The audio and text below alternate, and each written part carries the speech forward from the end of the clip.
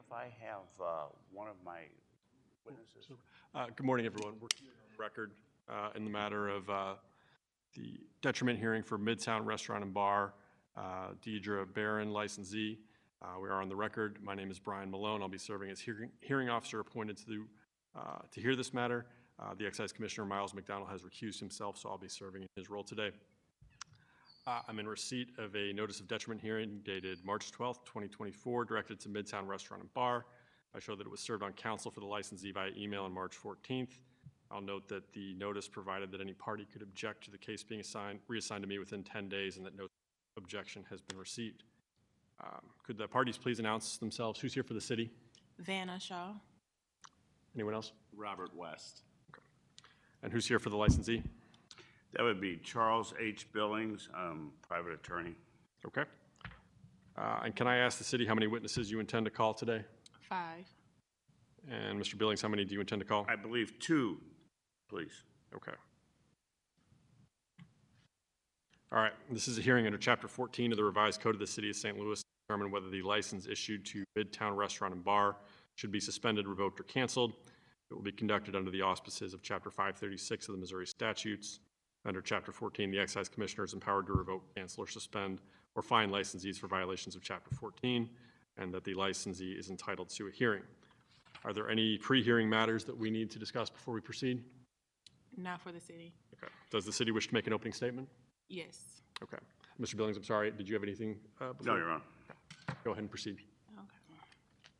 Good morning to the hearing officer, Midtown Bar and Grill, his associates, and to everyone present today. My name is Vanna Shaw, and I represent the Office of Excise for the City of St. Louis. Today we are here for the detriment hearing of Midtown Bar and Grill located at 2816 North Vanderveer Avenue in the City of St. Louis.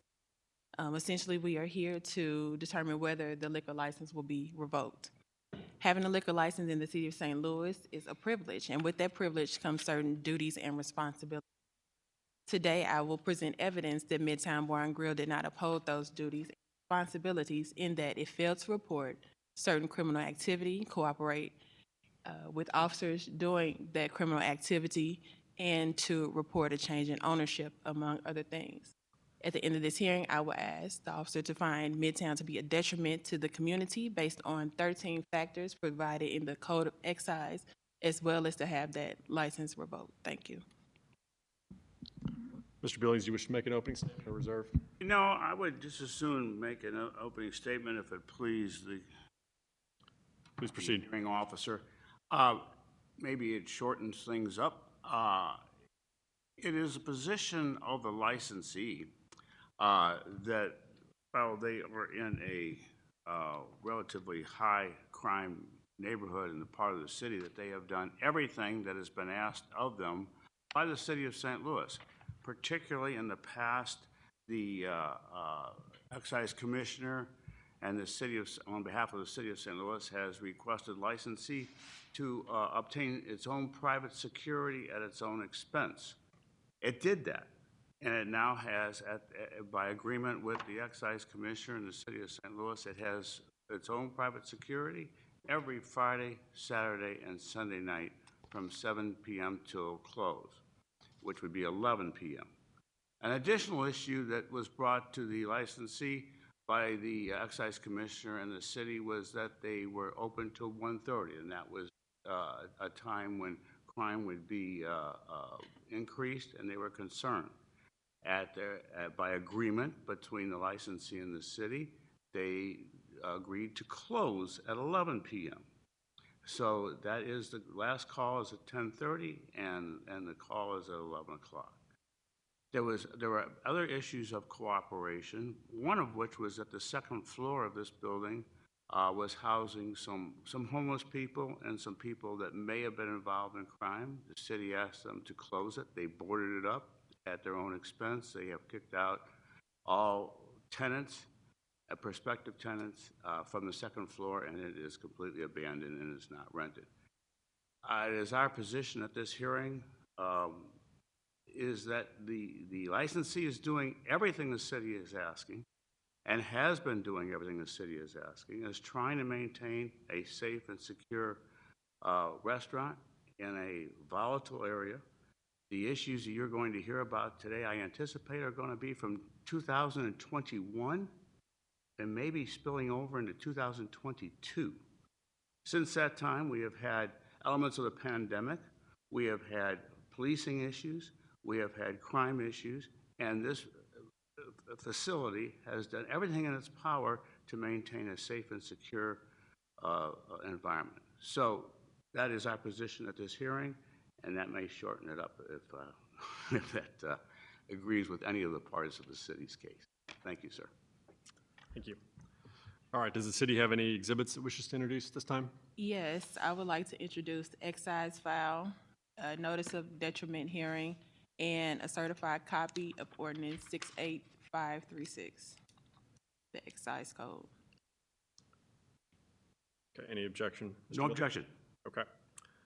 All right, the city can go ahead and call its first witness. Thank you. First witness is Gwen Cherry Sims, liquor supervisor.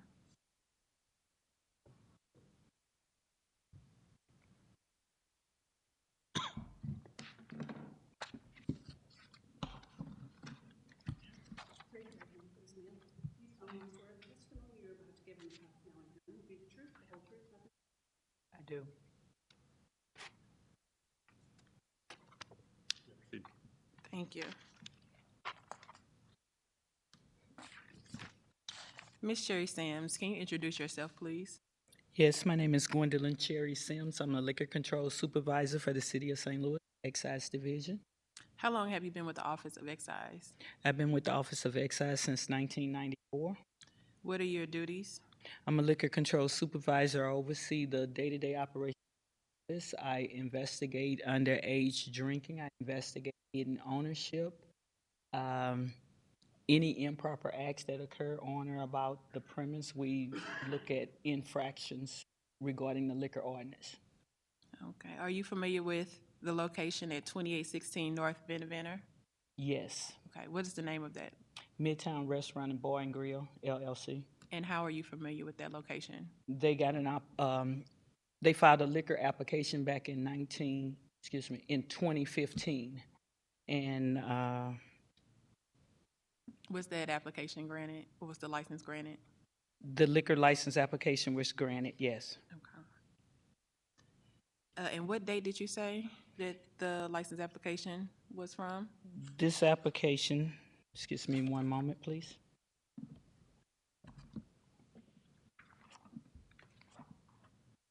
October of 15, excuse me. October 15, the application was filed. Okay.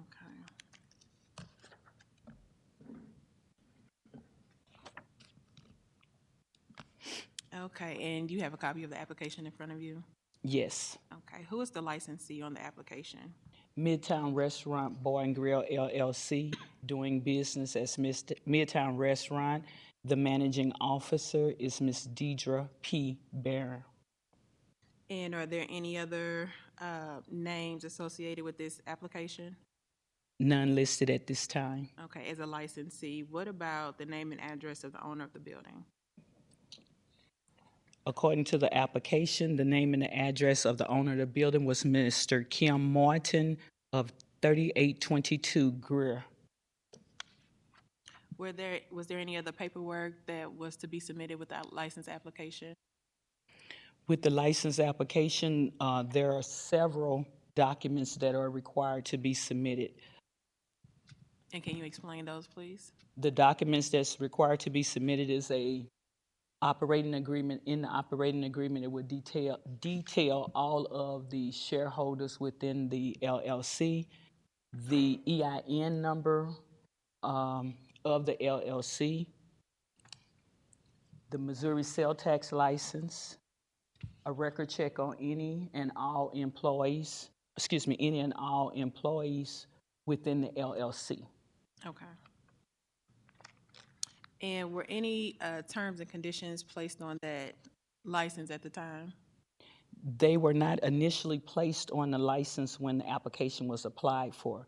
The term and condition from the Excise Division was placed on the license on May the 3rd, 2017. Okay. Before we move on, I would like to admit a copy of liquor or beer license application. No objection. All right, it'll be admitted. And just for the sake of the hearing officer, you all also have a copy of the exhibits as well. Thank you. Okay, so no terms and conditions were initially placed on Midtown Bar and Grill, but you stated that terms and conditions were later placed. Yes. Okay, and why is that? Basically, the terms and conditions that was placed on the license on March the 3rd, 2017 was placed by myself based upon the neighborhood complaints and different behaviors that was occurring on or about the licensed premise at the time in 2017. Okay, and can you tell me a little bit more about those complaints? The complaints were that allegedly that a lot of shootings were occurring, disturbances, fights, brawls, If and I may object to this line of questioning, in terms of the investigators' actions, we have not objected to that or to their file. But as to reports made to them that are not incorporated in a report or not a business record, I would object as being hearsay. So I can change the question. Did you receive any complaints? yes, Okay. And is that part of your capacity as the liquor control supervisor to receive complaints? it's a part of the office capacity to receive complaints as they come in via phone, anonymous, CSB. That's Okay, how we and get our complaints. where do you receive these complaints from? Via phone, Citizen Service Bureau, Okay. police reports, etc. Okay. And after you received these complaints, did you begin an investigation? Yes. Okay. When did you first begin an investigation into the property? Initially in 2017, when we began to, and placed the term and condition, we went further into the investigation initially 18 to 21. Then because of the COVID, we had to cut back and pause the investigation in going to have them to come in. And then we picked it back up 21 and 22. Okay. And what were those terms and conditions that were placed on Midtown? At the time, we put a term and condition that the licensee shall have security from 10 p.m. to 1:30 a.m. Thursday through Saturday, and that the licensee shall install recordable security equipment within 30 days of the date listed above, which was March 3rd, 2017. What's the significance of these Excuse terms? me, May 3rd, 2017. Can you repeat that date, please? The date is May 3rd, 2017, not March 3rd, May 3rd. Okay. What is the significance of those terms and conditions? The terms and conditions was placed on the license because getting the complaints and of the time in which the complaints were being made for the alleged infractions of, we felt that it was the time of 10 p.m. to 1:30 prior to closing, that we were getting the complaints for that particular establishment, and that the incidents was occurring on the premise. And we felt the need that if we would install a recordable device, cameras, et cetera, that it would aid and assist us in determining what was occurring on or about the licensed premise on the interior. Okay, so specifically, you implemented these terms and conditions based on the complaints you. Yes, So the nature of complaints would have influenced the terms and conditions. correct. What were the complaints that you received? That it was fights going on. At the time, it was fights. They were uncooperative with the police department. Shootings occurring, stabbings occurring, a lot of unlawful acts, drugs being sold. Thank you. At this time, I move to admit Exhibit 2, the terms and conditions. Any objection? As to noting my previous objection, as to the hearsay, I have no further objection. Okay, your objection will be taken with the case. This will be admitted. After the terms and conditions were placed, was there any agreement entered into with Midtown? in order to try to remedy the situation? Well, we placed their license on a 60, maybe a 90-day renewal where we could monitor the establishment more so in the renewal process, monitor the establishment because of the behaviors that was occurring on or about the licensed premise. Okay. And are you aware of any other terms and conditions placed on Midtown by Excise or any other city entity? Basically, I was informed later that, excuse me, a term and condition placed by the nuisance department, and I'm not certain of all the terms that they had placed. I think they kind of changed the days in which the term and condition was initially set in place, but those terms and conditions were not collaborated with the excise division at all. Okay, and when you say collaborated, is there a duty to report if additional terms and conditions are placed on Midtown? Yes, Midtown should have reported that there was a change from another city entity that had occurred on or about their premise or for their premise. And was that reported? No, not at all, Okay, by Midtown. okay. Was it reported by We someone? received a copy of the term and condition by Mrs. Kate Camp, which is a neighborhood improvement specialist, after we were told that they were deemed a nuisance. Okay. And are you aware of a consent agreement from April 2nd of 2021? What was the name of the document? A consent agreement? Yes, we received this consent agreement in the excise division. This consent agreement was from the City of St. Louis Health Department. Okay. And I'm going to object to the consent agreement. The city was kind enough to send me a front page of a consent agreement, and I also received a page 3, but I did not receive a consent agreement other than pages 1 and 3, and and I don't have a signature and I don't have a date. So I would object to the document. Maybe the hearing officer has the entire document. I have before me a total of a 4-page document. Do you have a copy of that you can provide to the attorney for the licensee? I do. Okay. If you could show that to him, please. Okay, you can actually look at my copy. And I'm not sure I have an objection. I just don't have a document. Okay. Prints it on the back. Always the way.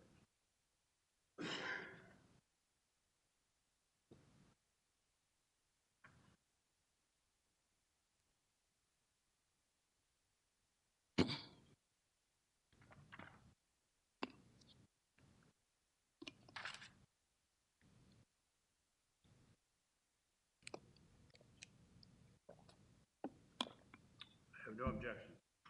Thank you.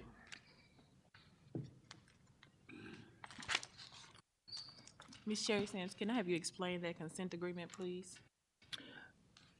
Unfortunately, this consent agreement was by the health department, and based upon what I'm reading, I can't explain it, but I can just indicate that it was a consent agreement by Midtown Sports Bar and Grill with the St. Louis City Health Commissioner, indicating that their occupancy shall be limited to 50% of the total permitted occupancy, and that they shall employ secondary employment, which is the police department, Thursday through Sunday at Midtown. Okay, let me ask you this. Did you receive this agreement as part of your investigation? Yes, I did. And from what you're reviewing, who signed this agreement? This agreement was signed by Marcia Edwards, owner and manager, and Ms. Deidre Barron, owner and manager. Okay, now going back to the first exhibit that we looked at, the license, were both of those names present on the first license? No. Okay. What name was added on this agreement? Marcia Edwards. Okay, and was the Office of Excise aware that Marcia Edwards was acting as an owner? No. Okay. Did Midtown have a duty to report that to the Office of Excise? Yes, any change in facts, yes, they are required to submit. Okay, did you review any other documents to verify that information? Yes, Okay, what else did you review? I reviewed, well, what I did is I did a subpoena for Missouri Division of Alcohol liquor license application. At no time did it disclose Ms. Marcia Elwoods to be owner or a member of the LLC. Okay, thank you.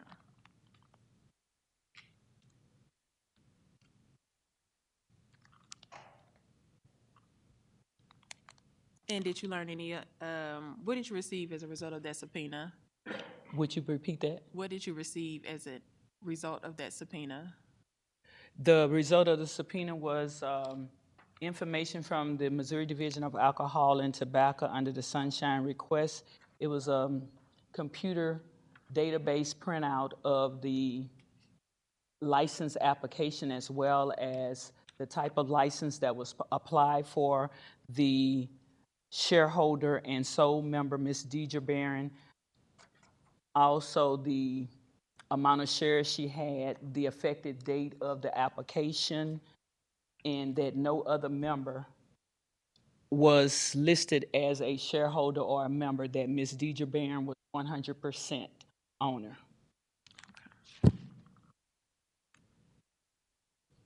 Okay, and so I want to direct your attention to the last page of this packet, or what you received with your sunshine request. And it says commercial lease. Yes. Okay, can you explain that document, please? This is a document that was submitted to the Excise Division on behalf of Midtown Restaurant and Bar LLC. It was a lease between Mr. Kim A. Martin of 3822 Greer and Ms. Deidre Barron, in parentheses, Midtown Restaurant Bar LLC. Okay, so based on this document, as stated, Kim Martin is, owns the property. Yes. And what does it say he's responsible for? He's responsible for the heating, cooling, sewer, water, and trash.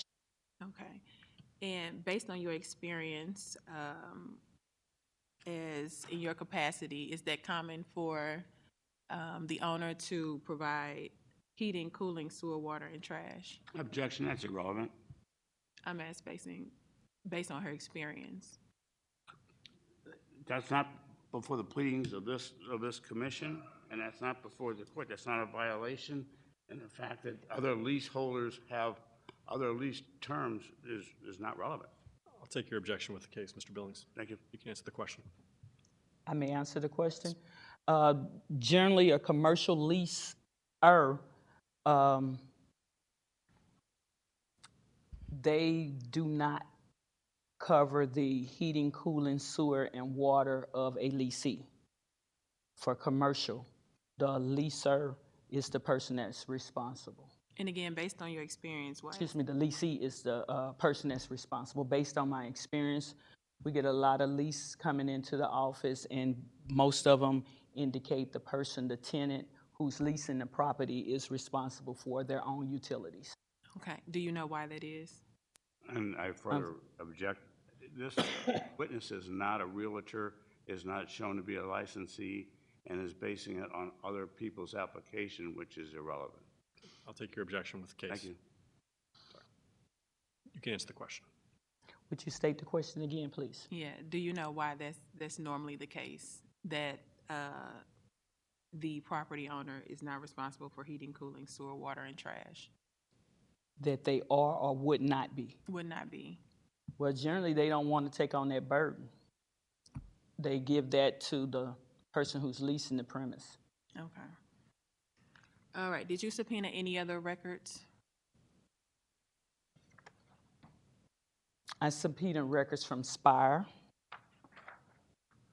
Okay, and what did that reveal? Spire revealed that there was no account under the name Midtown Restaurant Bar and Grill. Okay, what was the account under?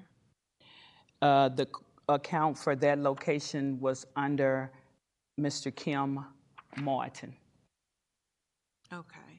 And anyone else? Did you subpoena records from anywhere else? I had subpoenaed records from Ameren, Missouri. And what did that subpoena reveal? The account for Ameren, Missouri also revealed that Mr. Kim A. Martin was the biller for the Ameren account. Okay. And any other utilities?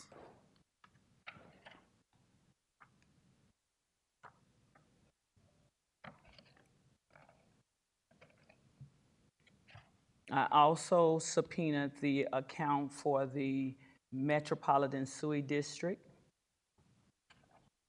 Okay. And your investigation, what did that reveal? That Mr. Kim A. Martin was the owner of the property and the sewer bill was in his name. Okay. All right.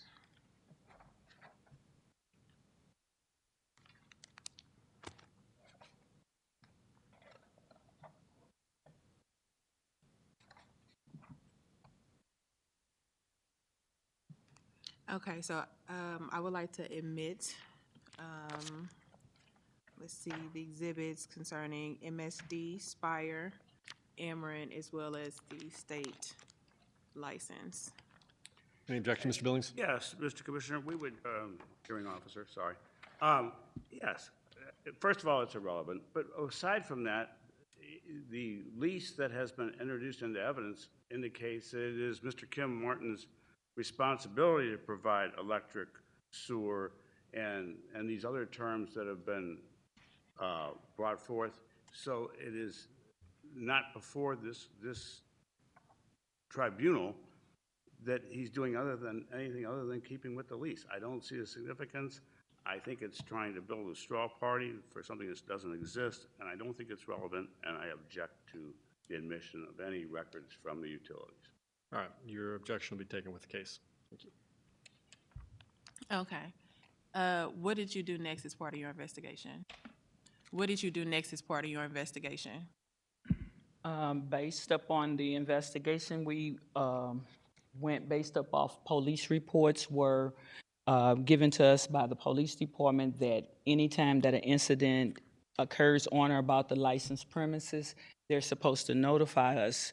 When the licensee does not notify us, the police department will give us police records regarding the infractions that occurred. Okay. And what did you learn from that? Based upon the police reports that was given to us, I learned that allegedly there were several incidents that occurred: assault third degree, assault first degree, aggravated shooting. Okay. Do you know whether the property was deemed a nuisance in 2020? It was brought to our attention later, yes. Okay. Do you know how many times the property has been deemed a nuisance since then? I went back in the system and it's been over 5 years. Okay. Are you aware of an alleged aggravated assault that occurred on July of 21? On July the 8th of 2021, Yes. Are you aware? yes, Okay. as per police report that was submitted to our office. Okay. Are you aware of an alleged assault third that occurred on May 26th of 2022? Yes, we were made aware of that report based upon the police department submitting a report to our office. Are you aware of an alleged assault that occurred on July 6th of 2020? Yes, I'm sorry, based what? upon a report. July 6th, 2022? Thank you. And how were you made aware of these incidents? The Metropolitan Police Department sent the reports to us via the sergeant who handles problem properties. They sent the report to us. We reviewed the report and saw that improper acts had been occurring on or about the licensed premise that were not reported to our office by the licensee.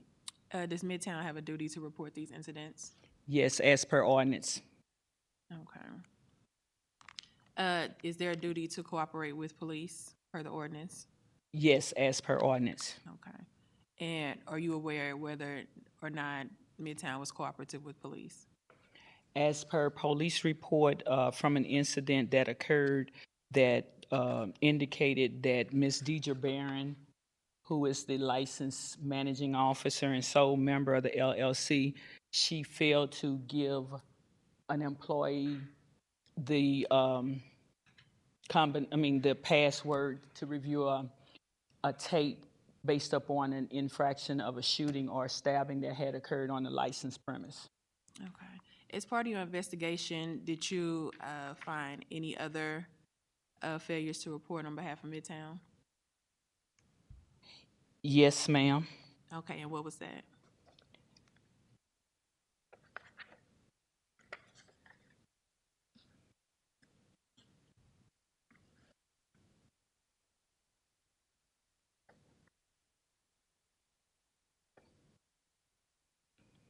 We have the three incidents you spoke of that are documented in the notice, but we have several other reports that they failed to report that on July the 20th, 21, that they had engaged in a nuisance behavior, and that on July the 15th, they had failed to report that a first and second degree assault had occurred. On January the 5th, 2021, that they failed to report that a murder first had occurred in the immediate vicinity or on about the licensed premise. Okay. And does Midtown have a license, as a licensee, have a duty to report anything concerning payroll? If they're asked regarding it, regarding any employee that works on their licensed premise as a part of an investigation in establishing if that person worked there, we request and they're required to keep their payroll records, invoices up to 2 years on a licensed premise regarding an employee. If they're paid or not, if they perform the duties of an employee, we can request that if that employee is there, any kind of payroll information that they have on that. No. Did you make an investigation concerning payroll? We did a subpoena to request the information based upon the employees that Mrs. Deidre Barron had provided to our office. And what did you request? Say it one more time. What did you request? We did a subpoena and we requested from 2018 to 2021 a copy of the bank statements for the general operating account, payroll account for Midtown Restaurant and Bar from 2018. We requested a copy of the 1099 statement for any employee that worked for them and also the name of the company they utilized for the payroll account. Okay. And what did that reveal? Well, we received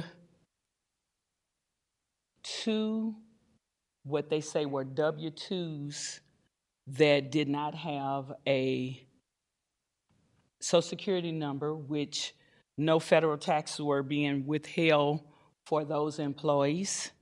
No 1099s were being provided on the employees to anyone. And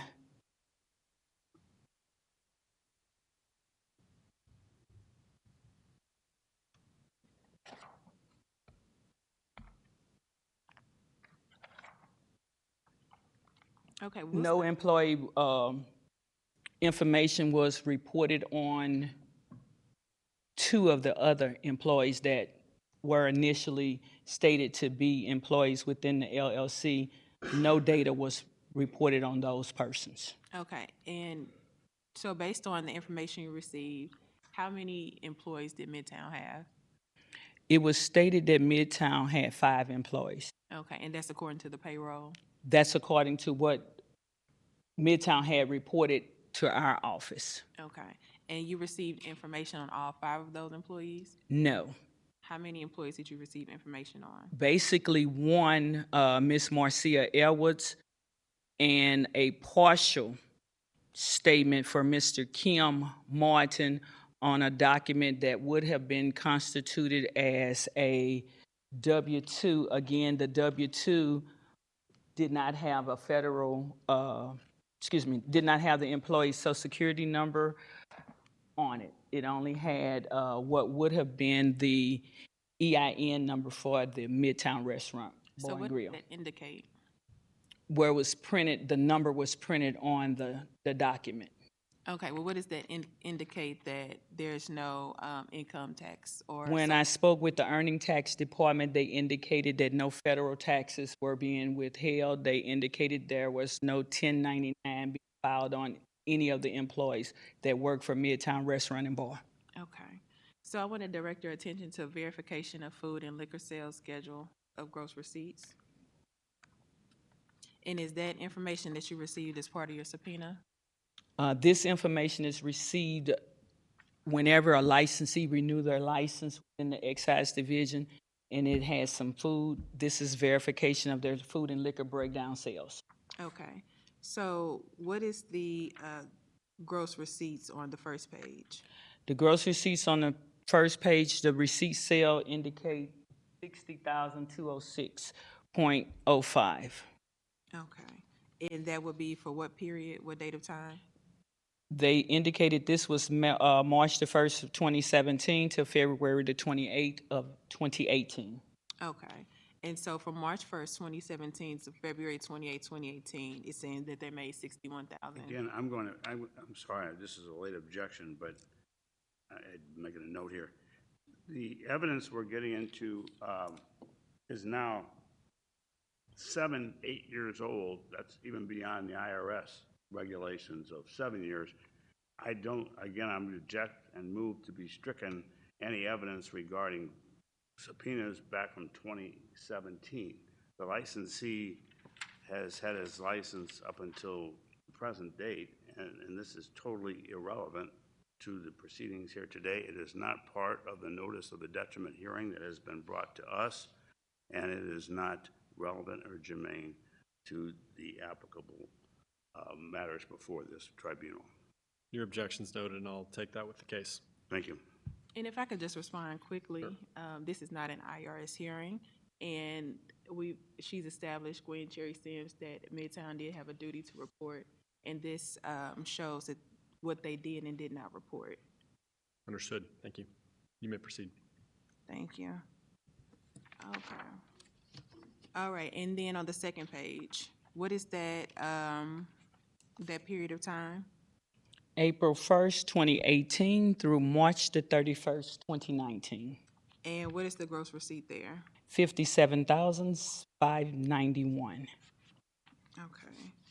And there are a few more pages. We don't have to go through each page, but in total, with all these pages, what is the information revealed to you? The information that they provided with their food and liquor sales is that the company is reporting bare minimum, anywhere from 51,000 to 60,000, but she yet employs 5 employees. I'm going to object to that for the same reason as the staleness of the information, but also I object to the testimony as to minimums or not. That is without foundation. Could I just be a running objection if I may, rather than me running? Yes, your objection will be noted for the record. I'll take that with the case. Thank you. You can answer the questions. Oh. Okay, and I'm sorry, was that everything that, I know you were stating what that, this information revealed to you as part of your investigation?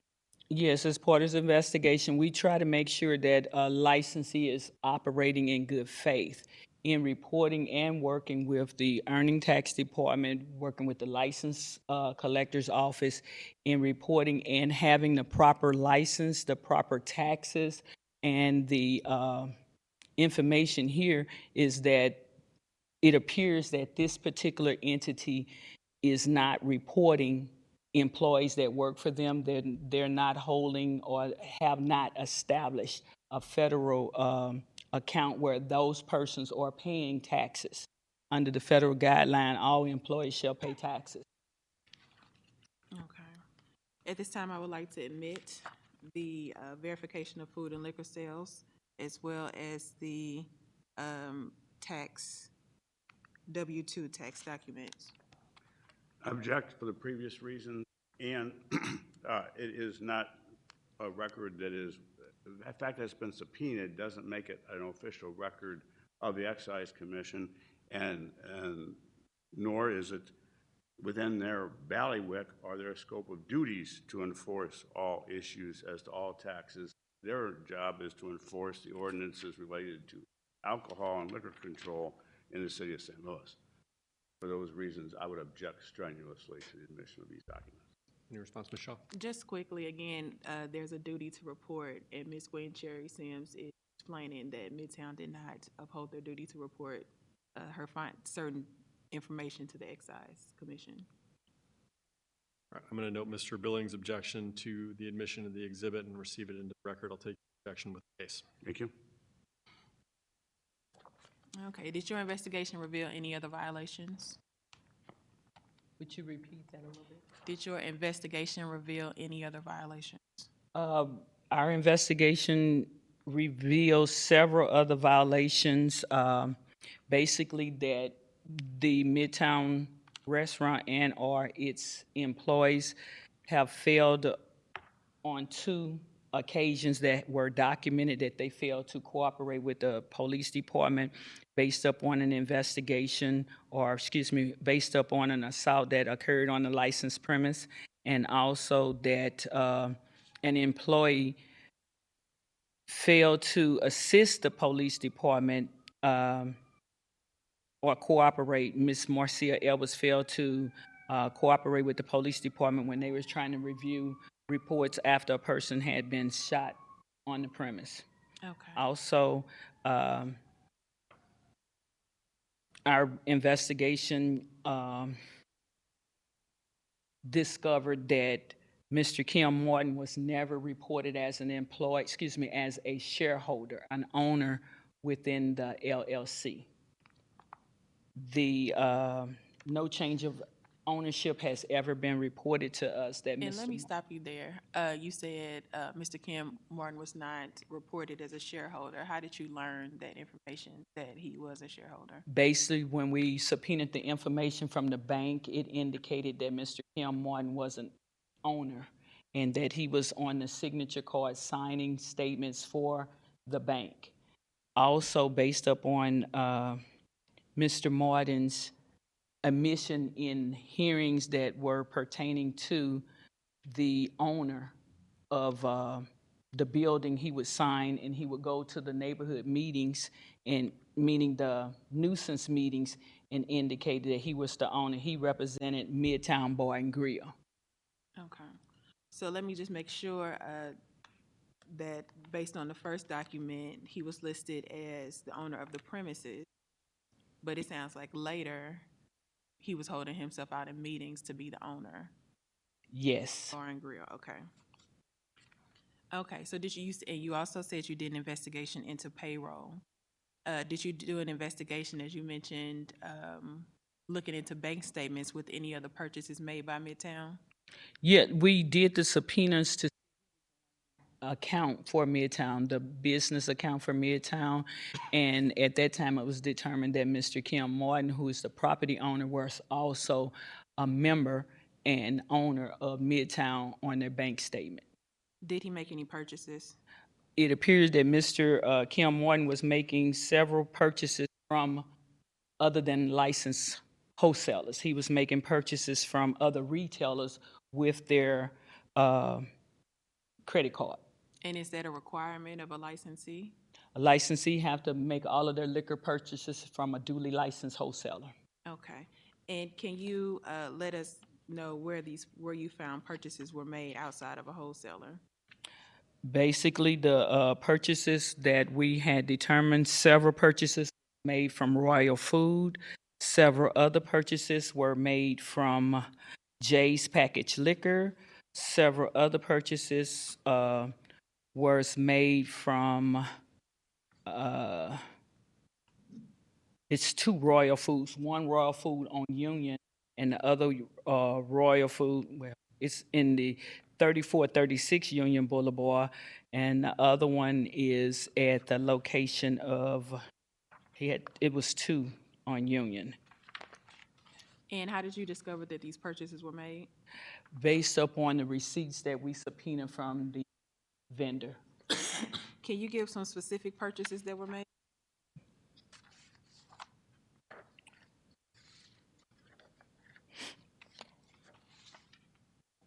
18 1-liter bottles of Remy Martin,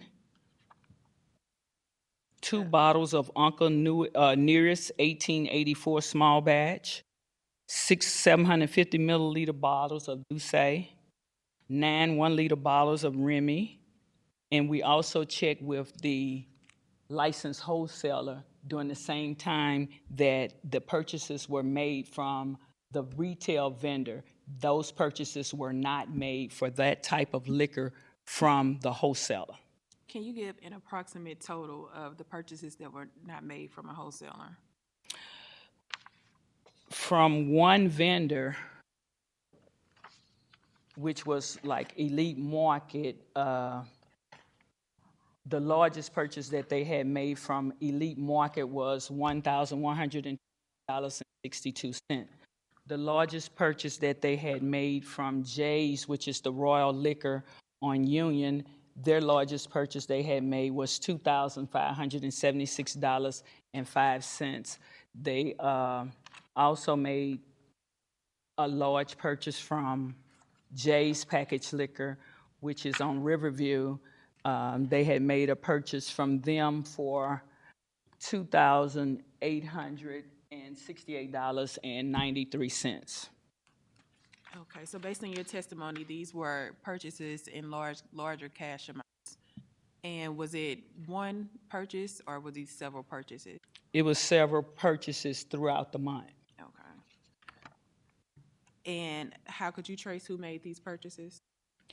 Based upon the credit card was signed out to Mr. Kim Martin.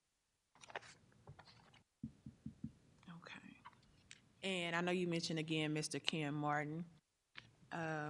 Did you do an investigation into him at all to try to figure out who this extra person was? We did look into CaseNet and saw Mr. Martin's name in CaseNet, yes. And what did you find? That's hearsay. Objections noted for the record. I'll take it with the case. The witness can answer. That Mr. Martin was listed in CaseNet as having a felony charge. Do you know what that charge was? I don't recall, but I did place it in the record. Okay.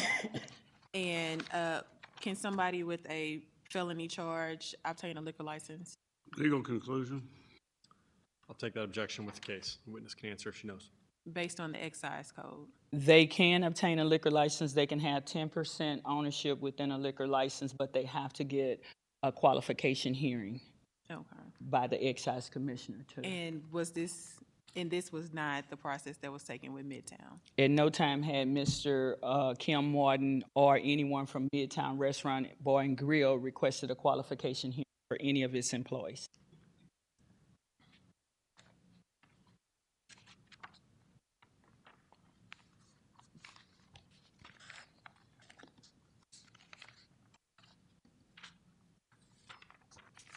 Okay. So I do want to call your attention quickly to the charging documents. Most of these charges are from 2020 through 2022. Or do you know why that is?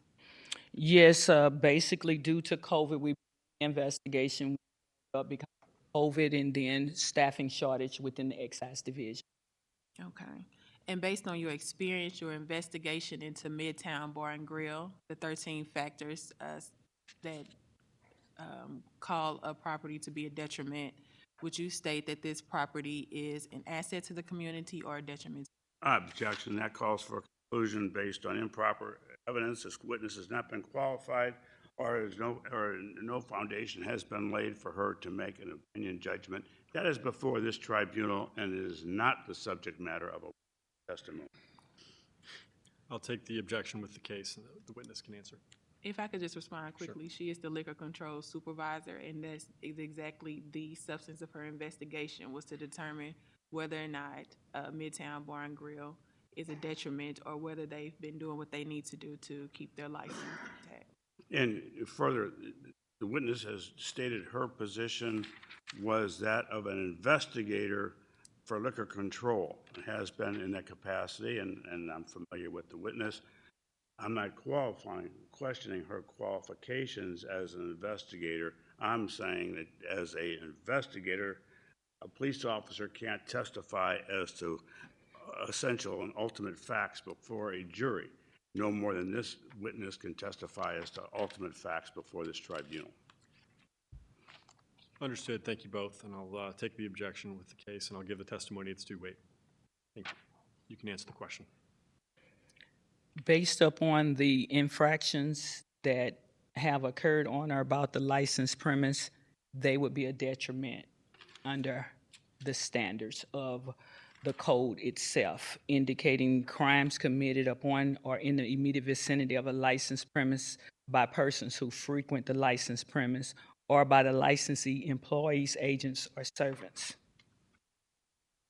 Okay, and based on the excise code 1402.010, what duties do you have? I'm sorry, 1402.030. What duties and powers do you have under the excise code?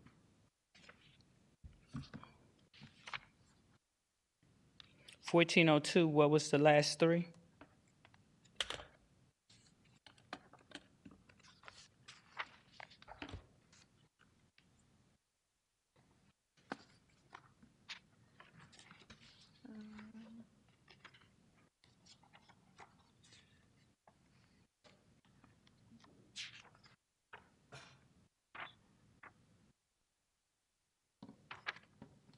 Let's see.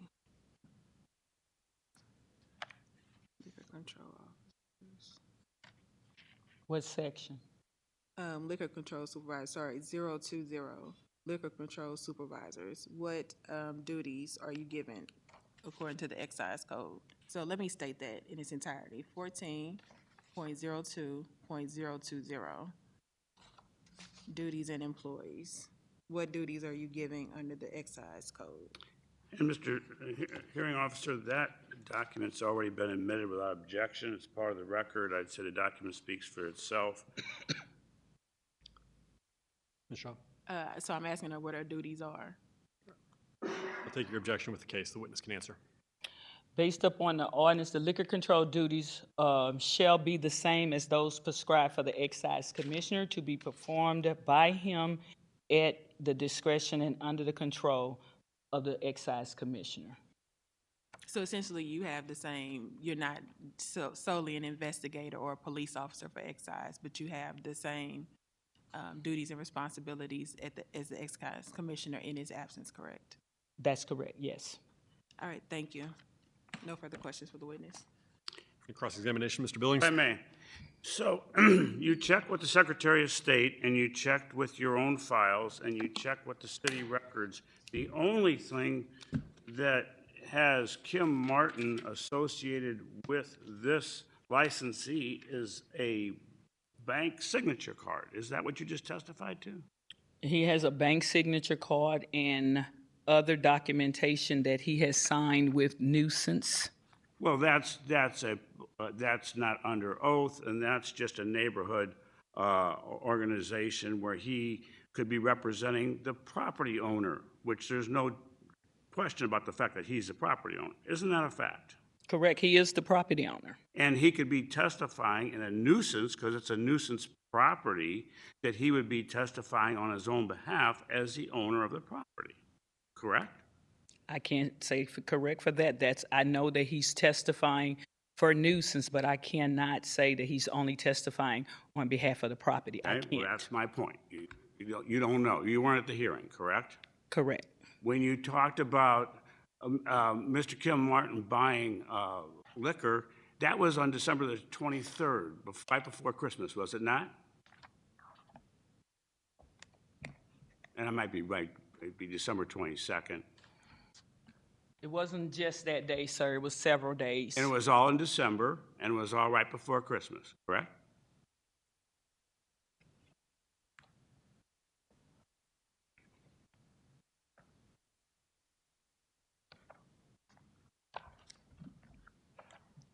For that particular day, yes, but there are other days that are Okay. not listed. Please check your records and indicate any purchase that was made by Kim Martin on any credit card that was not made in right before Christmas? On December the 13th, on December the 12th, there are several days throughout the month that Mr. Martin had made purchases from other than a duly licensed Is there wholesaler. anything illegal about Mr. Martin going to a liquor store and buying liquor? When it's being used at the Is there anything establishment. illegal about Mr. Martin going to a liquor store and buying liquor? If he's utilizing Midtown Ma'am, credit card. Objection, he's an Your Honor. individual, He's asking right? a Please let the question and witness not answer. allowing the witness. What evidence do you have that this liquor that Kim Martin purchased, and I'll take your word for it that he has a credit card, and then he purchased liquor on his credit card. Did you check the tax stamp on liquor? Liquor has tax stamps, does it not?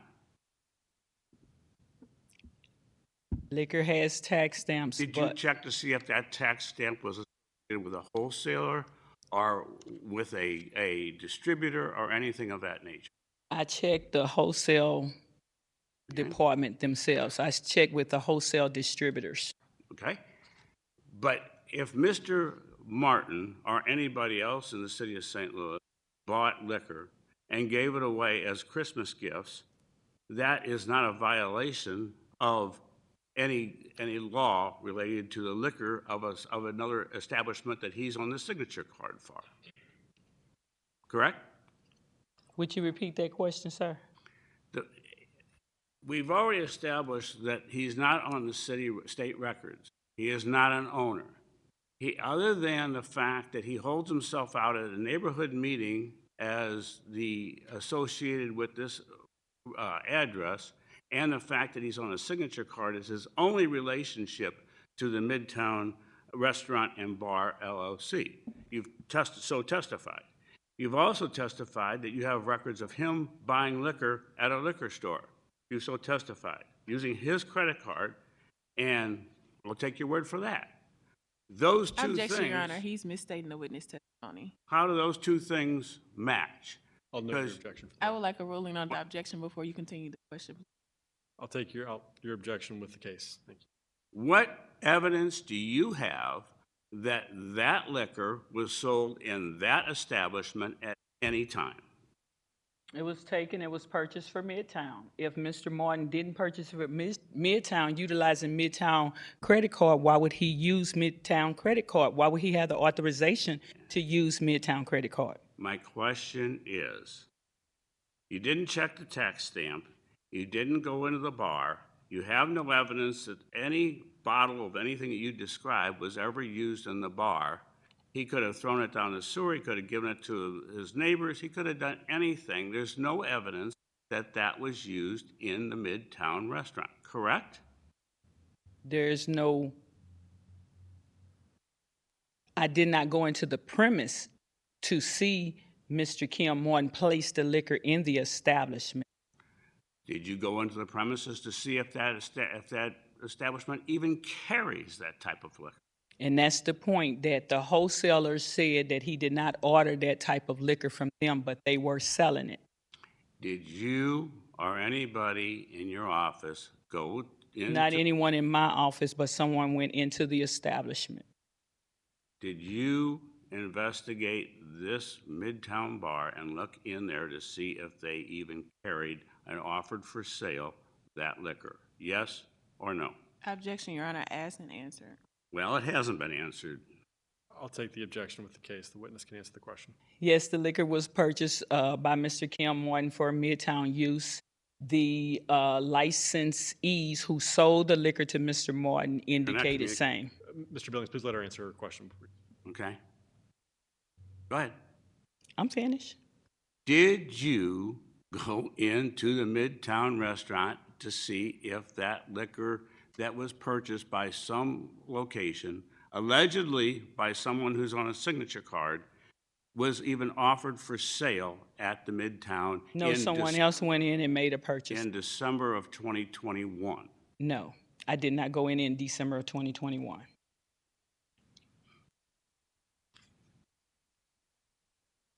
You indicated that your information dealt with crime in the neighborhood, and you received police reports. And did you read those police reports? Yes, And you said the first one was July the 8th, and that was an assault, correct?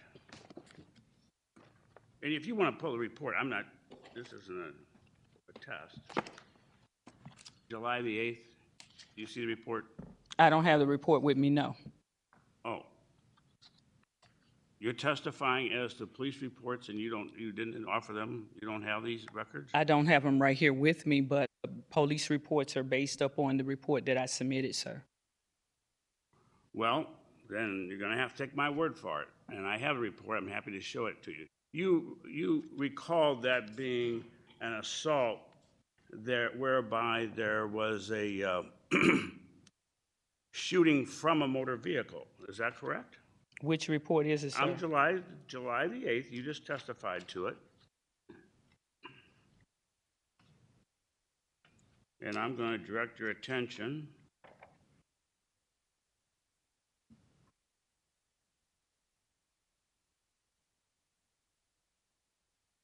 Now, let's see. Okay. First page, it says incident summary. Much of this is blacked out, and I apologize. I can't give you more information because it's all redacted. On page 1, it said victim number 2 states that there was a shooting at or from a motor vehicle at a person, motor vehicle, or building. You recall that language in the police report? So, objection, Your Honor. This is beyond the scope of direct. She said she was made aware of that incident. She did not testify as to what happened during that incident. Well, would it refresh your recollection if I handed you the report? I would like a ruling. Again, she did not testify as to what happened on that date and time. Well, I'm going go ahead. to take your objection with the case. You can ask her questions. You're not saying to this hearing officer that this restaurant that happens to have a liquor license is responsible for all crime in the neighborhood. No, sir. They're Okay. responsible for reporting it to the excise Well, division. If it didn't happen, if it happened on the street, if it's a drive-by shooting, that is not at or about the location of Midtown Restaurant at 2816. Otherwise, they're reporting all crime and happenings that happen in the district, correct? That's your statement, yes. Well, your interest is crime that happens inside the licensed premises, correct? On or about the licensed premise. Right? And the licensed premises are described as the bar, the restaurant, its storage, and any pertinent areas. Is that correct? Sidewalk, establishment, yes. And a shooting in the street on St. Louis Avenue is not pertinent to the premises, is it? When a police report detailed that an incident has occurred on or about the vicinity of 2816 North Vandervenner, that's of concern to the excise division. Okay, I understand. But you're going on the address that the police put down as a location of occurrence, correct? Based upon the police report, sir. All right. And you also understand that the police oftentimes for street crimes or vacant lot crimes or intersection crimes don't have a precise address but so they just put the closest address that they can identify. Isn't And that that's an correct? objection. Call suspect officer. Take that with the case. The witness can answer the question. Your understanding, they would put down an address that's nearby that they can identify, correct? Yes. Doesn't mean that there's anything that happened inside or at that premises, correct? But if it's in the immediate vicinity, the licensee should call the excise division or submit a written report indicating that an incident had occurred within the vicinity of their property. Did you see the video on this assault? No, sir. If I told you that the video shows yellow tape that runs from the street over to a gas station across the street and doesn't even show anything at this liquor store, would you disagree with that? Would I what, sir? If I suggested, recommended to you, or if I told you that the video shows, the police video, would show that there's yellow tape of a crime scene and that goes in the street and over to the gas station across the street, and not at this restaurant. Would you disagree with that? If it's from patrons who frequent the licensed premise, under the factors to be considered, if that person frequents the licensed premise, or would that problem with this shooting occur if that establishment was not there? That's what we look at, the behavior of the neighborhood, the behavior of the events or the improper acts that are occurring on or about in the immediate vicinity of the licensed establishments.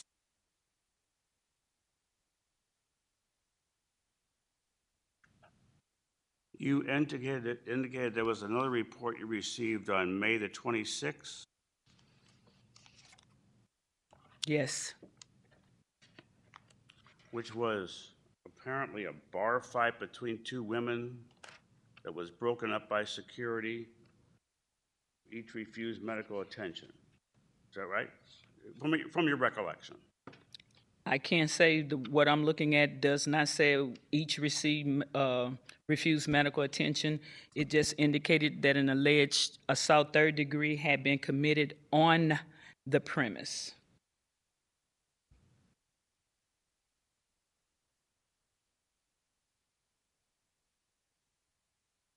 Well, if the police report says Winston, who is the victim, was offered medical treatment but refused to sign the medical forms, do you disagree with that? Again, Your Honor, I would make an objection. She did not testify as to what happened during the incident. Well, Testified that she was made aware of the incident. right. I'll take your objection with the case. The witness can But- answer if she knows. You have brought forth to the hearing commissioner today that this is some sort of a violation of this licensee's premises, and you want to revoke them and put them out of business. And you're basing that on a police report where everybody refused medical attention and was broken up by security. You would agree that, and it's also from May of 2022, which goes to my Steele argument. But is that why you want to close this establishment? Because they refused to report a bar fight, which was broken up by security? In accordance with 14.05090 improper acts, it appears that the licensees, agents, and employees fail to suppress acts that occur on or about their licensed premise. And this is not the first time. It's not, there are numerous offenses or violations that are listed throughout this report and several other reports that may not be here today, where it appears that the license holder is not or does not suppress acts that occur on or about their premise, fights, brawls, disturbances. And to depress the acts of disturbances, you, Excise Commission, you, recommended that they have police at their own expense, and they have police at their own expense. Isn't that correct? Based upon what you're saying, yes. I have not seen police. I was just out there. I did not see police, but Okay. that's Well, based upon your statement. okay. Well, we have the police officer here. Let me direct your attention to your third incident you described as July the 6th, 2022. And again, I have a redacted police report on that. And again, you don't have this report in your file either, correct? I have no police reports on the podium with me today, sir. Okay. Directing your attention to page 6 of 7, and I'm going to make this short, but it said, the last line, neither could identify who was shooting at them. It's an assault case, obviously. But they believed it to be coming from an alleyway, from the alleyway near Midtown Bar. Do you recall that statement in the police report? Again, Your Honor, I would like to object. Same objection. This is beyond the scope of direct. Furthermore, this calls for speculation as to what an officer said in a police report that she did not write. I'll take your objection with the case. The witness can answer if she knows. Based upon what you're saying, Our violation is improper act for the licensee failure to report any of these offenses that have occurred on or about in the vicinity. They have knowledge and they fail to report. You have stated in your direct examination that there was a failure to cooperate with police by not giving by an employee not giving a password to one of these particular reports that you described. Is that correct? Say that once again. You have stated in your direct examination that one of the issues was that an employee at Midtown did not provide security tape, did not cooperate with the police. Is that correct? Yes. So you agree with me that at the request of the Excise Commission, a security camera was installed at the premises, correct? It was submitted, it was a invoice submitted that they installed a video camera. As far as you know, there's a camera there, correct? That's what was submitted, yes. Do you have any indication that there's no camera there? Not at this time. Okay. So, do your records reflect that the employee didn't have the password to it, or do you recall anything of that nature? The employee that didn't have the password or refused to provide it is the 100% shareholder, Ms. Deidre Barron. And Okay. if she doesn't have the password, who do? Well, did the police report indicate that she didn't have the password? Would not divulge the password.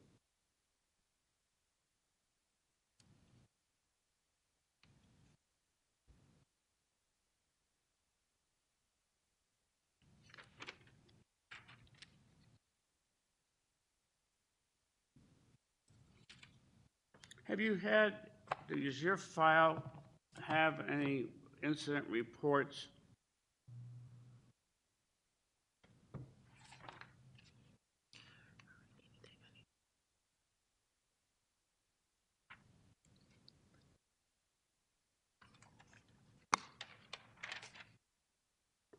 after July the 25th of 2022? Yes. Did you ask if there were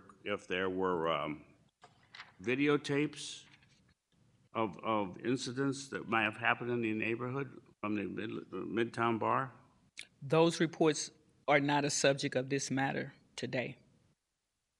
Okay. Well, I'm actually asking if there's been cooperation, if the police are working there from 7 to 11, would that indicate that there's police cooperation at least then? I have not received any additional reports that indicate what was stated in the previous report. Okay.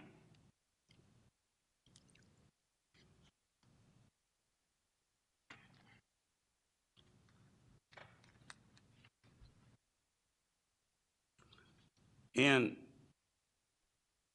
well, we've gone down that road. I have no further questions. Any redirect, Ms. Sim? Sorry, Ms. Shaw.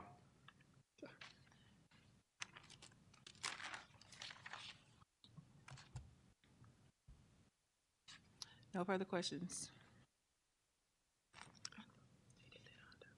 All right. Your testimony is concluded. Thank you. Thank you. City can call its next witness. Thank you. The city calls Kate Eckelkamp.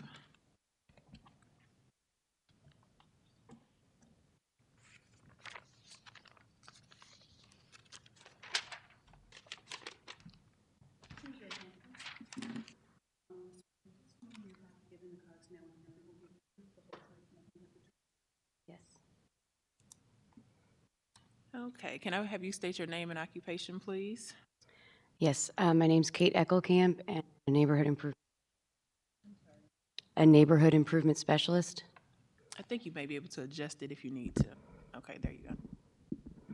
Kate Eckelkamp, neighborhood improvement specialist. Okay. Do you need her to spell it at all? Okay. All right. How long have you been a neighborhood improvement specialist? For 1 year and 8 months. And what do your duties entail? We work with problem properties. We problem solve with residents. We respond to Citizen Service Bureau recalls. We go to neighborhood meetings, and we're out in the field reporting. And you said reporting. What are you reporting? City services that are needed. We report on problem properties as well. Okay. Are you familiar with Midtown Bar located at 2816 Vandervanter? I am. How are you familiar? I am familiar because I have driven by it many times. I have also attended meetings with Mr. Kim Martin and Marcia Edwards and the residents at Midtown and Bar. What neighborhood is that in? The Jeff Vanderloo neighborhood, I believe. Okay. Can you tell us about your investigation into Midtown Bar and Grill? I have started with neighborhood complaints, and I went over to the area concerning residents were complaining about traffic, not being able to get through on Vandevender, blocking of the alleys, jaywalking back and forth, drug activity, and it was just like a lot of people around all the time. Okay. And so just to make sure I heard you correctly, you said people from the neighborhood Correct. were providing complaints specifically about Midtown? Yes. Okay. Can you tell me some of those complaints you received? I know you said traffic, and I couldn't hear a few of the other things. So there was not trafficking, I'm sorry. The traffic, they were, people double parked in front of Midtown that are not allowing people to get through. The blocking of the alleys on both the alley next to Midtown and across the street at the gas station. There's a lot of cars that are parked. A lot of residents were complaining that the patrons of Midtown park on the gas station parking lot, and there is complaints of constant, like people, that there's always people around all the time, and a lot of just different kind of like theft crime as well. Did you happen to investigate these complaints? I did. What did you do?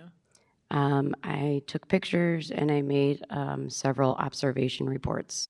Okay. What did you observe?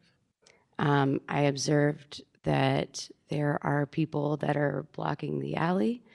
I observed people using drugs behind the Midtown and Bar Grill.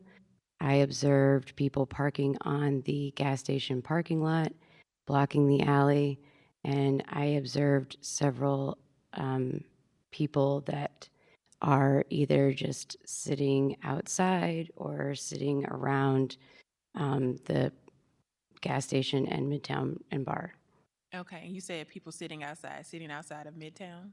Yes. Okay. So would these be patrons of Midtown? I am unsure. Some looked like they were security. They were not labeled as such. Others I would observe is that there was a lot of cars that would pull up to the gas station lot. The people that are sitting outside of Midtown cross the gas station lot. They go to a car, and then they go back over to Midtown. Okay. So, but some of these people would originate from Midtown? Yes. Okay. Could you observe what they were doing? Most of the time, they were sitting outside, either drinking or smoking, and just sitting. Okay. And yeah. So you also stated that you have been to owners' meetings with Midtown? Yes. Okay. Do you know the date of the owners' meetings that you attended? The first one was in April 18th, was the first owners meeting I attended. Okay. And who was present? Do you recall? I'm sorry, could you repeat the date, April? April 18th of 2023. Okay, thank you. And what happened during this meeting? It was discussed about the liquor license at the meeting. It was discussed about the complaints that we've been receiving, and it was asked in Midtown to add more security. Okay. Do you know who was present at these owners' meetings? There was Mr. Kim Martin, there was Miss Marcia Edwards, and I'm sorry, I do not recall the gentleman's name. He was their security officer. Okay. Do you know whether this property has been deemed a nuisance property? Yes. What role would you play after the property has been deemed a nuisance property? We report on the property. Any complaints that are put in from residents, we put into the database. We make sure that when we go to the owners' meetings, we are taking notes.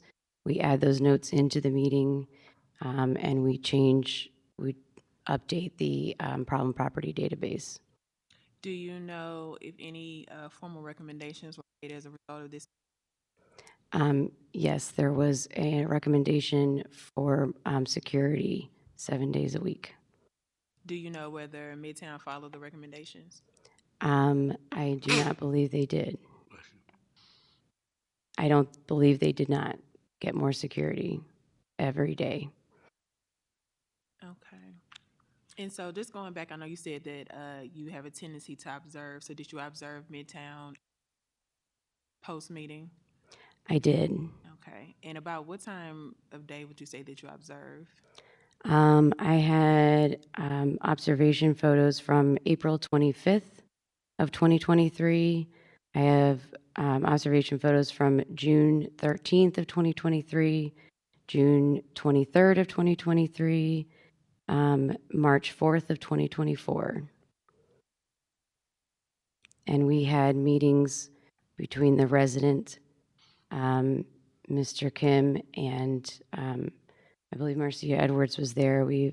And the state rep, Kimberly Ann Collins, was the one that started the meetings on July 7th of 2023. And then we had a follow-up meeting with the residents again on September 15th of 2023. And let me just make sure I understand. When you say residents, do you mean people from the surrounding community? Yes. And did they continue to make complaints? Yes. Okay. And did these complaints change, or were they the same complaints that you stated earlier? They were the same complaints. Okay.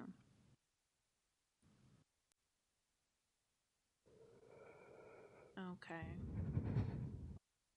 So based on the complaints that were given, as well as based on your investigation, would you say that this is normal activity for a bar and grill? I do not believe it is normal. Not been shown, no foundation laid, and no showing as to her qualifications as to what activity of a bar and grill would be. She's a neighborhood improvement specialist, what does not necessarily make her an expert, and nor has she been qualified as an expert on restaurant behavior and clientele behavior. Quick response, I'm asking her again based on her observation in her investigation. I'll take the objection with the case, and the witness can answer the question. I can answer? Yes. Okay. Based on my observations, I do not believe that the Midtown Bar and Grill have normal behavior of what I have seen from other restaurants. And why would you say that? Because other restaurants don't block the alleys, and other restaurants I have seen do not have as many people hanging out consistently. So loitering? Yes. Okay. All right, thank you. No further questions. Mr. Billings? Ms. Egelkamp, and maybe this I didn't quite hear you. You are the neighborhood improvement specialist. By whom are you employed? The city of St. Louis? The city of St. Louis? Oh, okay, you're a city employee. Correct. Okay, I got it. But you're not part of the police department? No, I am part of it's the Neighborhood Stabilization Division. Gotcha.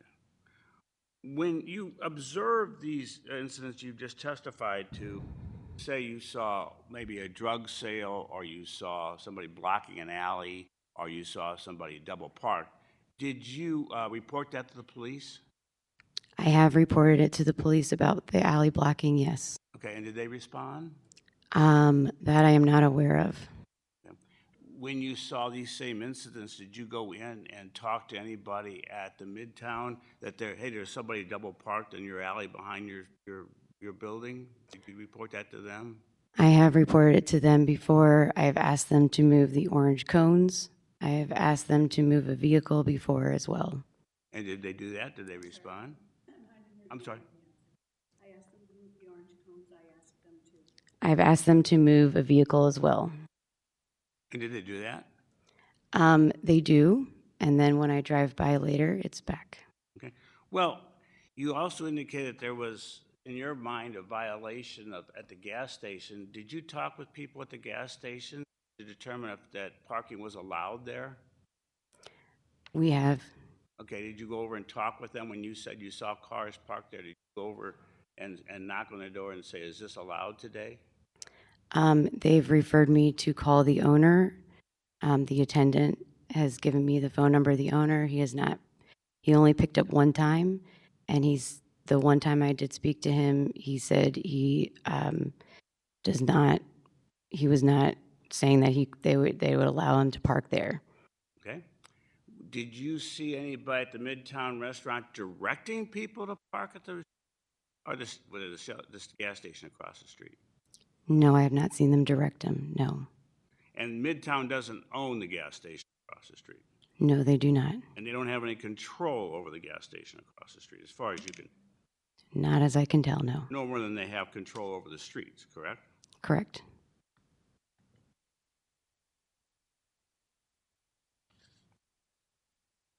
I have no further questions. Redirect. I do. Can you describe Midtown? Midtown, the bar is at the very end of a long strip of buildings. It's on the first floor. There are apartments above it, and it's right next to an alley. There is a barber shop, a church, and I think a smoke shop that are all within the same strip inside Midtown and Bar and Grill.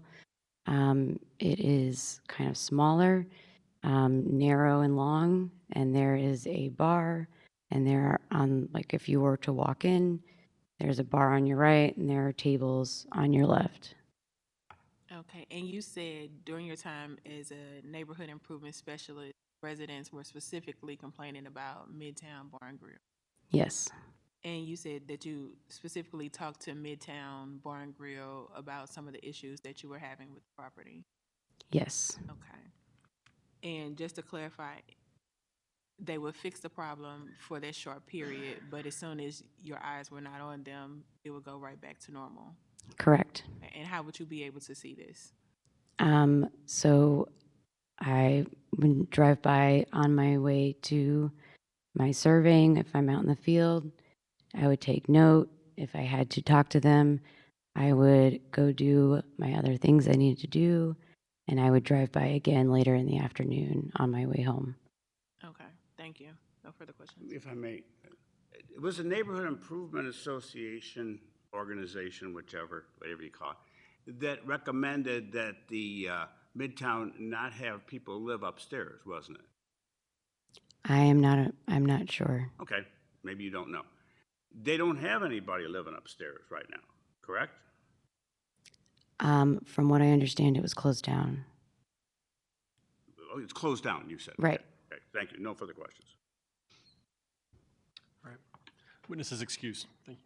City, you can call your next witness. City calls Aaron Hine.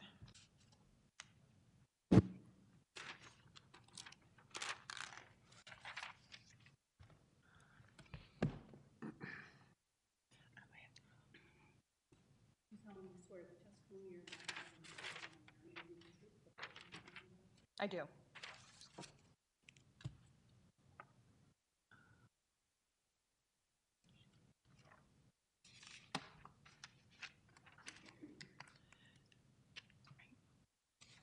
Ms. Hine, can I have you please state your name and occupation? Officer Aaron Hine, I'm a problem property police officer for the city of St. Louis. How long have you been a problem property officer? 10 years. Okay. What is your current assignment? I am in Central Patrol, but my area is mainly in the 3rd District. Okay, 3rd District. Are you familiar with the location at 2816 North Vandervanter? I am. Or how are you familiar? That is it has a cease and desist letter or order per the city of St. Louis attached to it from my recollection around 2020. Okay, and how were you involved with that? So, since I'm assigned to the Central Patrol, particular addresses that are on the cease and desist property, they come up for review. We talk about them, I as in the problem property team with the city. If there is an incident that occurs there where there's a report written or whatnot, that comes directly to one of us, and then we write summonses on that. Okay, so let me just clarify. What is a cease?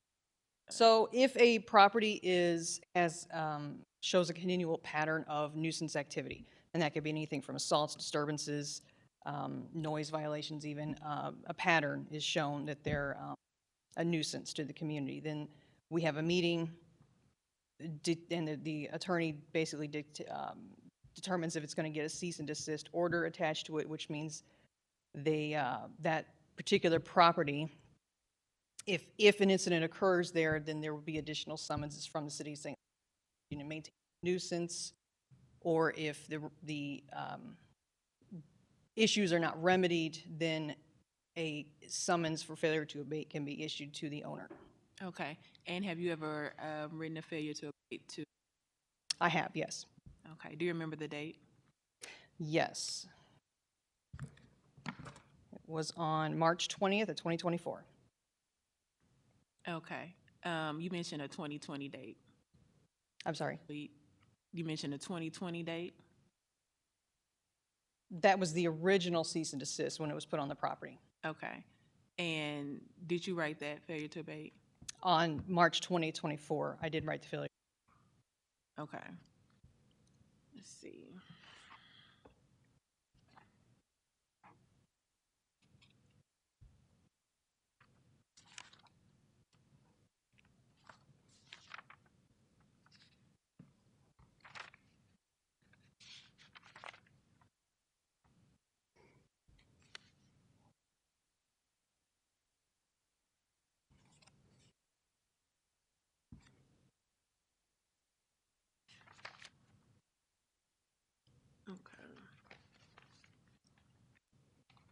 Okay, so are you aware of a cease and desist that was issued on July 20th? The cease and desist on 2816 North Vandervanter was updated every Okay. So since 2020, then it goes 2021, 22, 23, and to current times, yes.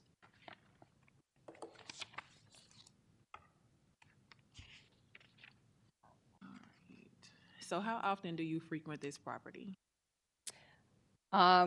If we're in our travels in the 4th District, we'll drive by it. I can't tell you exactly how frequent. What do you normally observe? A lot of loitering outside. They do block the south alley with the cones. I'm mainly, of course, it's during the day for their pickups, I would assume. So a lot of people standing outside waiting. They're parked up and down the street. So, How does this property differ from the surrounding area? I'm sorry, could you Or repeat? does this property differ from the surrounding area? So there's not a lot of business around there other than the gas station. So there really isn't a lot of business around there. So Okay.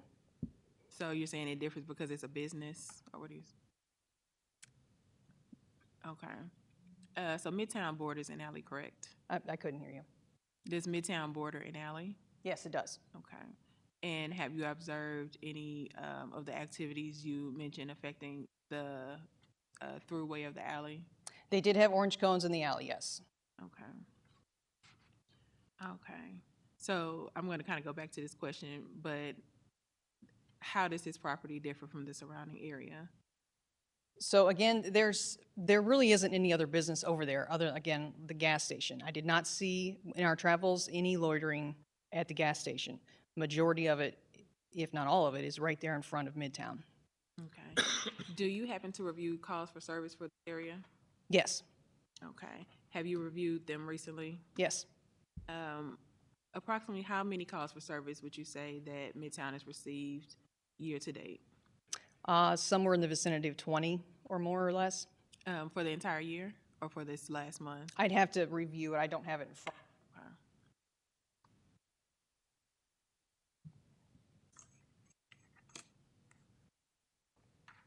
Okay. Okay, and I do have a calls for service list from March. Would that help refresh your Yes, recollection? please.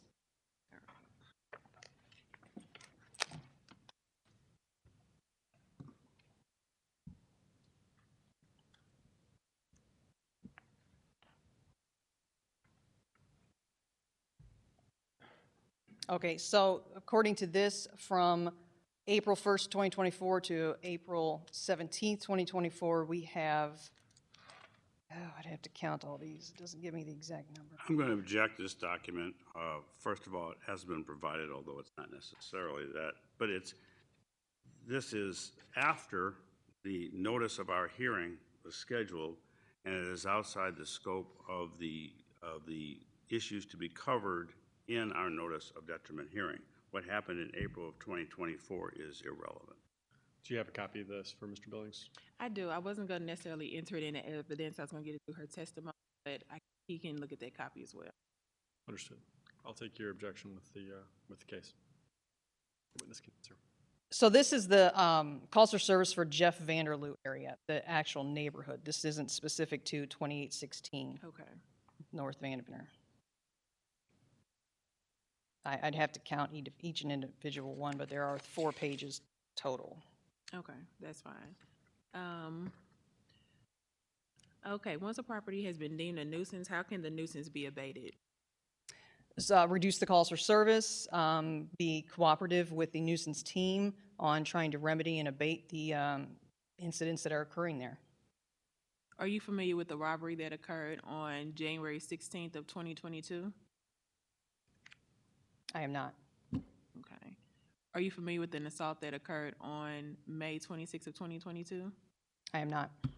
Okay.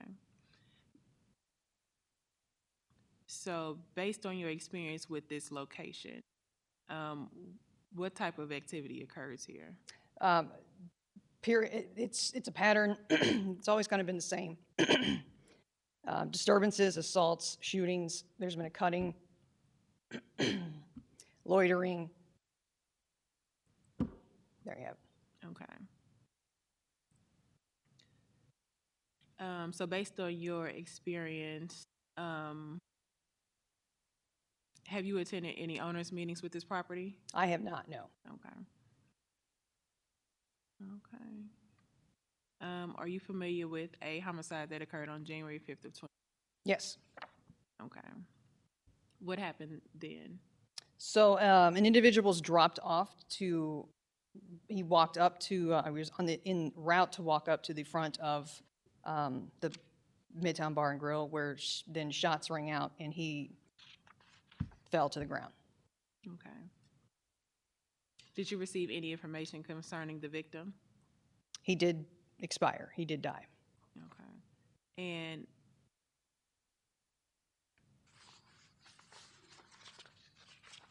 okay. And this happened while the property was deemed a nuisance property, correct? Yes, ma'am. Okay. All right. Thank you. No further questions. Billings? Officer, if I may, you talked about the calls for service in the Jeff Vanderloo area. You would agree that there's calls for service on your 4 pages of calls throughout Jeff Vanderloo, and they're all shootings, cuttings, loiterings. They're all, I mean, it's a pretty high crime area part of the city. Would you agree? Sure. The cones that you described in the alley, were they there, or do you know why they were there? Were they there to keep the alley from being blocked? No. Well, there were cones, they're roughly this tall, and they were all blocking the alley. We did ask them to move it so we could get past, and they did. Okay. Well, Do you know if those cones were placed there in response to a complaint that the alley was being blocked, or do you know? I don't know. When you were there, did you make any arrests when you were passing by, when you were going on your, I know you have the whole territory, did you make any arrests for any illegal drug? I did not. Illegal activity at all? No. Directing your attention to your testimony about the homicide on January the 5th, 2021, you were acquainted with that. I don't know if you have the report, but I'm happy to show it to you. Direct your attention to page 2 in terms of location of offense. Do you have the report? I do. I direct your attention to right under where it says murder first, the second line, it says location of offense on the right-hand side. What does that say, please? It says highway, road, alley, street, and sidewalk. Okay. Does that indicate to you that this did not occur inside the premises at 2816? Not inside, no. I'm sorry, I didn't hear you answer. It did not occur inside, no. Thank you. Directly outside, though. And you don't purport to say that this establishment can stop crime in the Jeff Vanderloo area, can it? In the entire Jeff Vanderloo, no. Okay, thank you. No further questions. Redirect. Just quickly, the incident that you just mentioned, it happened in the immediate vicinity of Midtown? Yes. Okay, thank you. No further questions. Okay, witness is excused. You want to call your next witness? Yes. Yeah. So if you don't mind, give me a couple minutes before I call my next witness. Sure.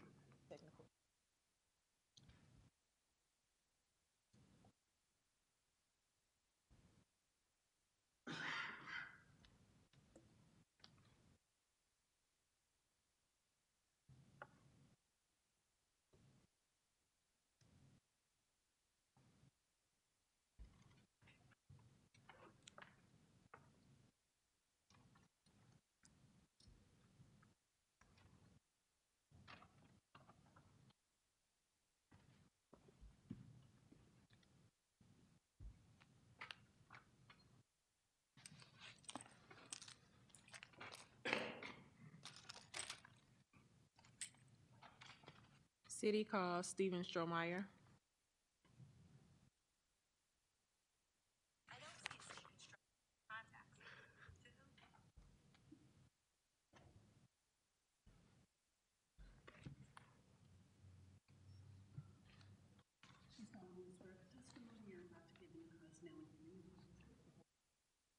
Yes, ma'am. Please state your name and occupation. Detective Steven Strohmeyer Jr. I'm a police officer with the city of St. Louis. How long have you been an officer in the city of St. Louis? 9 years. And what is your training and experience as an officer? So I'm currently a detective for the last 5 years investigating shootings in the 4th District. And for training, I've taken a number of investigative training courses, from homicide investigator courses to interview and interrogation courses to general scene investigation type courses. And we update our training regularly, at least twice a year. And I'm sorry, I think you said this at the beginning. I couldn't quite catch what you said, but what is your current assignment? I work for the 4th District non-fatal shooting team. Okay. Are you familiar with the location at 2816 North Van Venner, Yes, ma'am. Midtown Bar and Grill? How are you familiar? I've received multiple assignments there for different things as a patrolman, and then several shooting incidents as a detective. Okay. Are you familiar with an occurrence on June 18th of 2021? I was the assisting detective to another detective that handled a shooting in the area, yes. Do you know what time this occurred? We got the initial call for shots fired at, like 11:45 at night. Okay. What happened? So from what I recollect is that we went up there and there was a bunch of people in the street, on both sides of the street in front of the bar, and then getting into their cars on the other side of the street. And basically we asked if anybody had heard shots fired, and we were told, that no one knew what we were talking about. Okay. Are you familiar with an incident that happened on July 8th of 2021? Yes. What happened? On that incident, we got a call for a shooting inside the bar. I was requested to come up there as a detective, and I responded and met with a few people who told me that a Kiera who was employed there had been involved in an altercation with someone named Reggie, and that shots had been fired inside the bar. Did you receive any information concerning the victim? No one would tell me who he was. He never came. Do you know if Midtown has cameras? It does. And were you able to obtain any video? I was not from their cameras. We have our cameras, but as far as the stuff inside the bar, we kind of ran into a roadblock with that. Okay, where were you able to get the cameras, the incident from cameras? I'm sorry, can you? Which cameras were you able to obtain video for the incident? We have real-time crime center cameras that are at Vandeventer in St. Louis, one of which points south, capturing the street, and also the sidewalk directly in front of Midtown. Okay. At this time, I'd like to play video from the incident.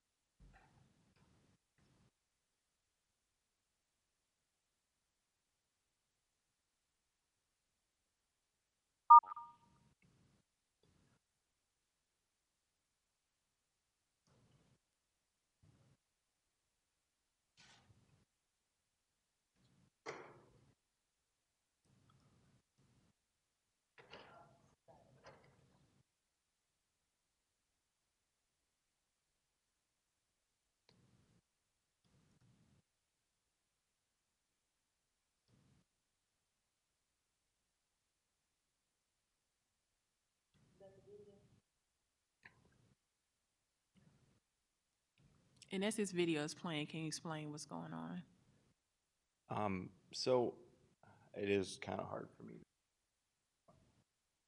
Sorry, my eyes aren't so great. What we are going to see is that a female is going to cross the street and go inside the bar.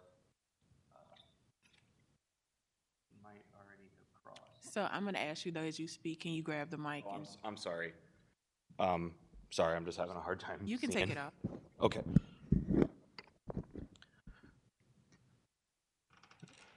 So,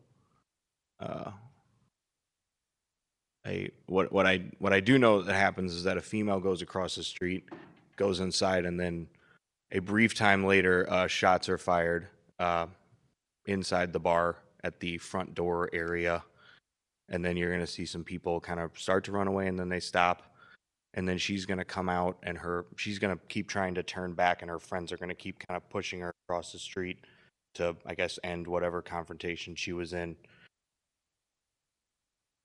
And you said shots were fired. Do you know how many shots were fired? Off the top of my head, no, I don't recall. Do you know where she was when the shots were fired?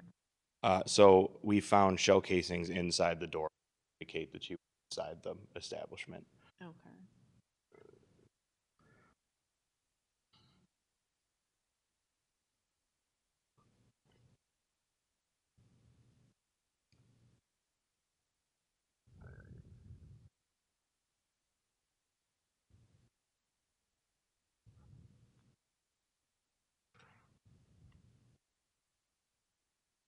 Are you able to identify the suspect in the video? I unfortunately I can't see so great. Oh, this is her standing in the middle of the street. She's just about to walk onto the sidewalk there. So she's going inside. You'll see people start to run, and then they kind of stop.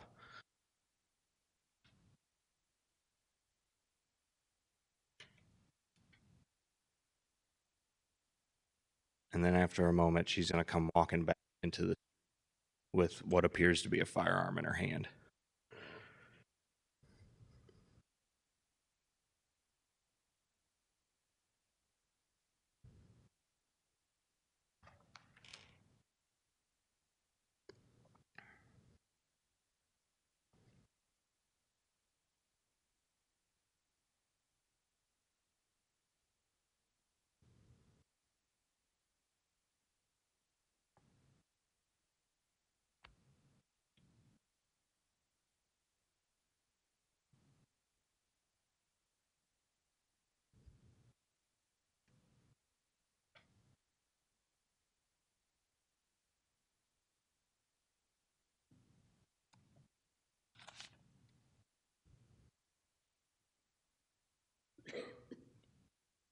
Can you describe the area? What is it? What intersection is this?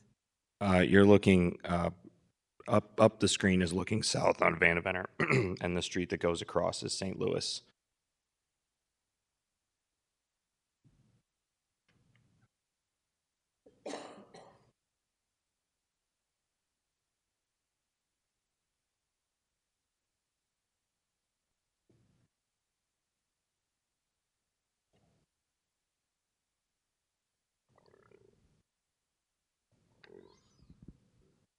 So you can see her walking out into the street now, and her friend in the yellow shirt and the young lady in the kind of fluorescent pants are trying to stop her from going back inside.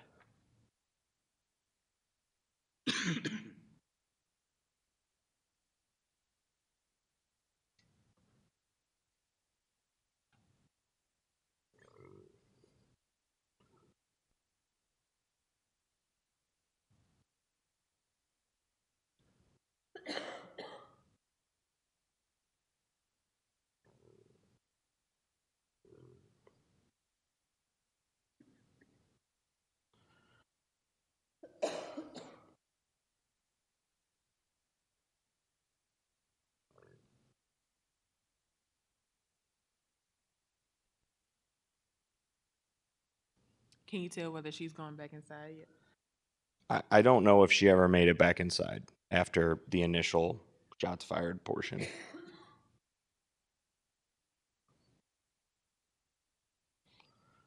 Unfortunately, those umbrellas make it difficult to see what's going on right at the door, but we know that she is over there for right now.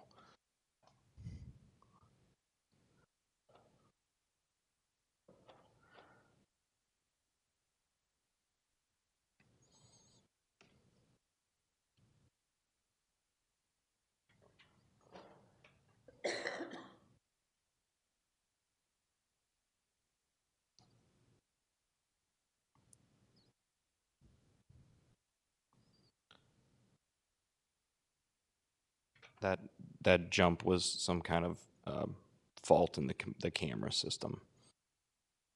So we don't know what happens for that minute or so.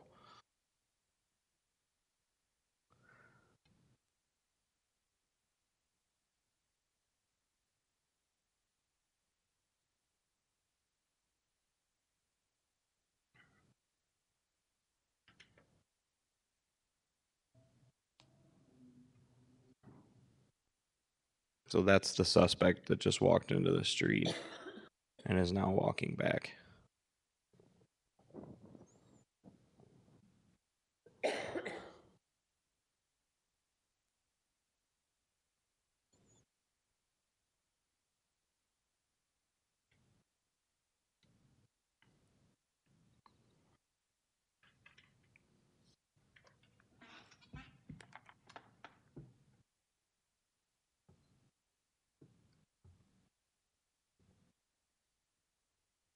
So can the real-time crime center detect when shots are fired? That depends.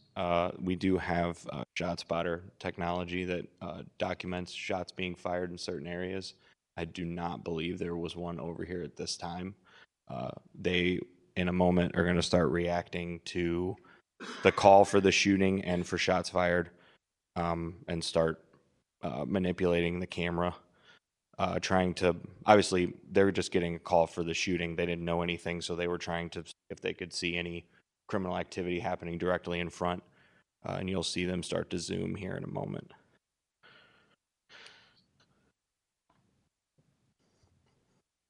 Do you know who was actually taken into custody as after this event?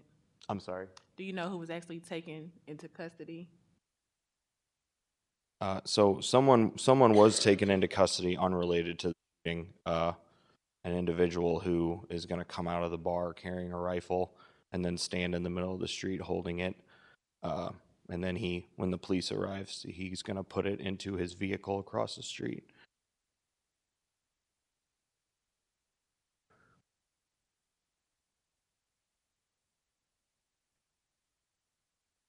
And you can see real time starting to move the cameras, trying to see if they can see what's going on. The gentleman with the rifle is right there with the black baseball cap next to the balloons. You can see the rifle in his hand. And he's next to the suspect in it. Yes. Yes, that is who we believe to be the suspect. So he came out of Midtown with that rifle? That's what it appears to me.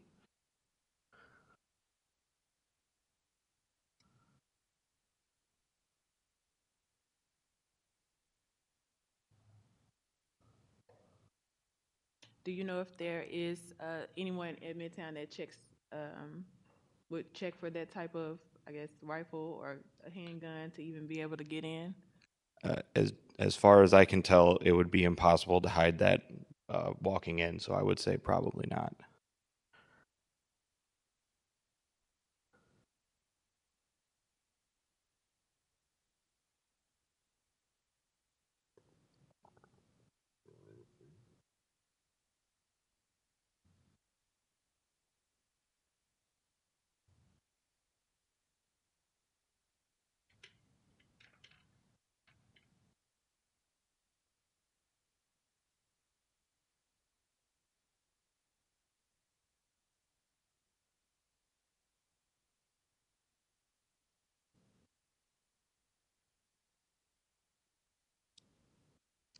And this is real time documenting the car in case he were to flee. Because again, the police are just arriving. We don't actually know what was going on at this point.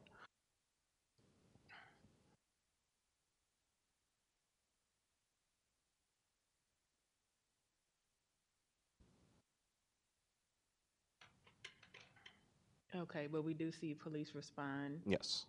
And then they are going to detain that gentleman who had the rifle, and it was determined that he did not fire during this incident.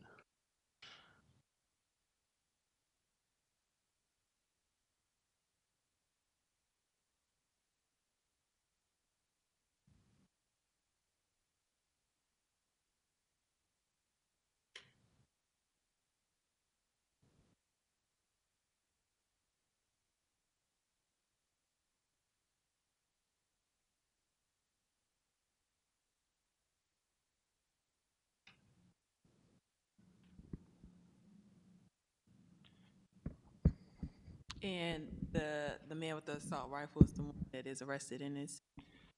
He was detained. He I was don't detained. believe he was actually charged with anything because, like I said, he didn't fire the rifle during the incident. Um, I, I don't believe he was charged with anything. I know that an interview was an interview was done with him and his girlfriend. Okay. So police respond within 10 minutes for a shooting. And also during that time detain somebody with a large assault rifle coming out of Midtown. Yes.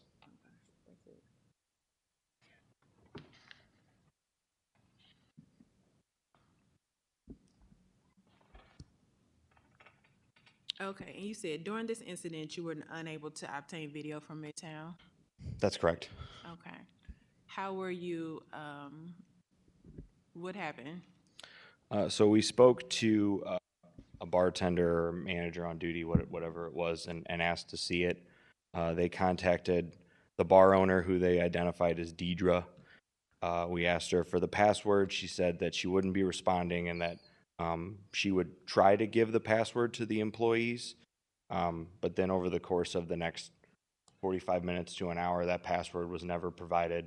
And she was calling the employees, telling them, oh, go over here, go over there, go over here, and always taking them away from talking to me because I wanted to speak to her because obviously I need to review the footage. So at the end, we ended up just seizing the DVR system. And how were you able to do that? We knew that if it was recording at the time of the incident, that it would have captured what we believed to be an assault first occurring inside the restaurant. So we seized it and prepared a search warrant. Okay. And what's that process in preparing a search warrant? You write an affidavit, which is signed by a prosecuting attorney and then later by a judge, authorizing you to view any footage on the device, whatever it might be that you're trying to view, be it camera systems. We can do them for cars, houses, cell phones, residences, anything. Okay, and pursuant to the search warrant, you were able to obtain video? So we don't know if the video was off or what the issue was, but we were never able to obtain any video from this incident. The last footage that we were able to pull off of the system itself, this incident happens in July. It was hot out. There are people wearing coats. There's snow on the ground, so we don't know what the issue was. We were unable to actually get any video of what happens inside. Okay, so you had the system, but you were Correct. still unable to Correct. get video? Correct. And we don't know what would have caused that, but either it wasn't running or it had been tampered with. We have no idea. Okay. Would you describe Midtown employees in Deidre that you stated, the name you stated, as cooperative during this investigation? I felt like no one was cooperative. Okay. Based on your experience as an officer, is this type of activity normal for a bar and grill? No. And why do you say that? We have never had issues with getting video from anybody, especially businesses. Usually businesses are more than willing to just provide us whatever it is that we ask for. The congregating in front of the business at all hours of the day is above and beyond anything we see at any other bar or restaurant in the district that I work, at least.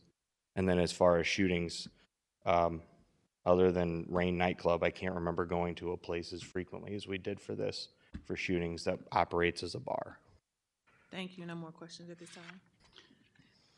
Detective, I need to talk to you about this video, but it's down about another 2 minutes. Are you controlling the video, or is there somebody else doing it? I can try to control the video. If you could just advance it, do you have a fast forward button, or do you have a? Well, where would you like to go? Well, I'm gonna tell you when I get there. It's only about a minute or two. Can you just fast forward it, and I'll tell you where to stop? It's got a 2 and a 4 feature to it.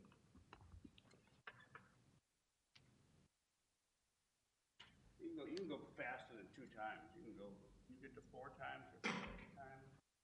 Get faster.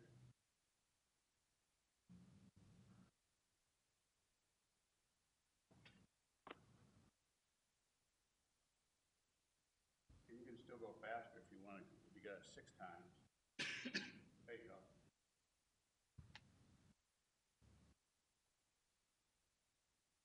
Oh, sorry. Okay, we're getting close. Go down to 2 times. Okay. Okay, keep going.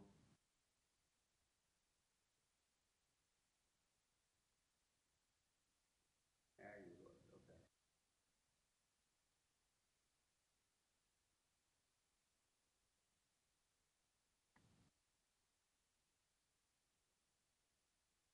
While we're looking at this, the yellow tape is there, put there by police to keep people off because that's a crime scene. Is that correct? That is an expanded crime scene. We try to push people back so that we can conduct an investigation. The tape does not indicate that that is where the incident happened. Well, I mean, that's protect the integrity of the crime scene. You're not fencing off an area a block away, correct? Correct. Okay. Next question is coming up.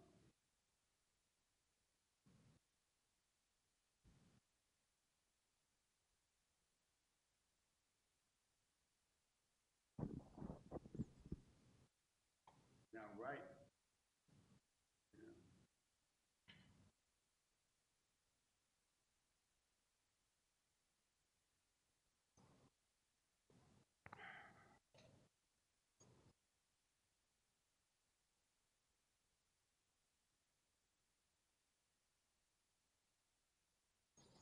Fortunately, we're not in control here.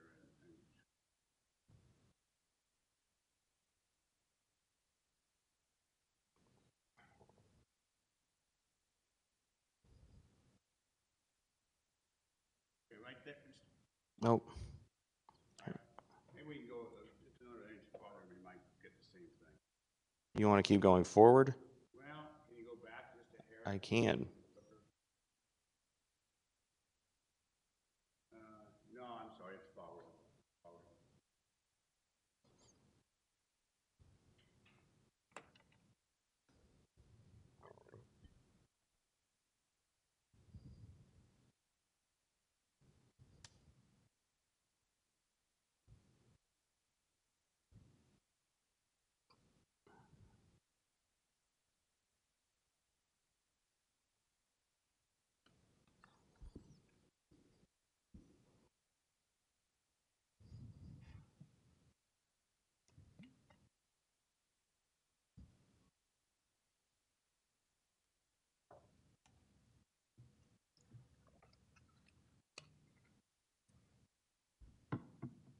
police were better staffed in 2021. This is actually a citywide aid call.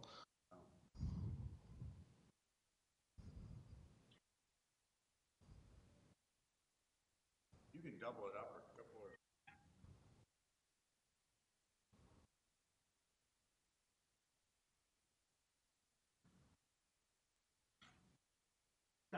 Nope.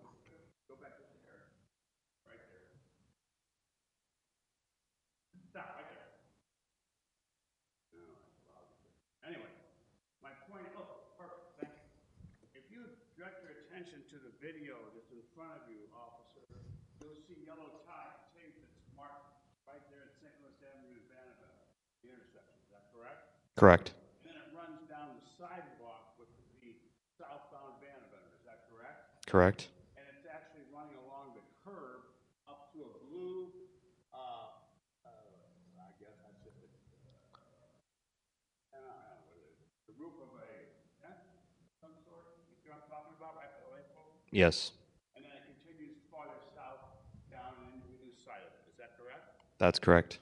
At no time did you see the yellow tape marking off the front entrance of this restaurant, did you? That wouldn't be appropriate in this situation, actually. Well, We're preventing people from being able to go in and out, which the exterior scene actually already does.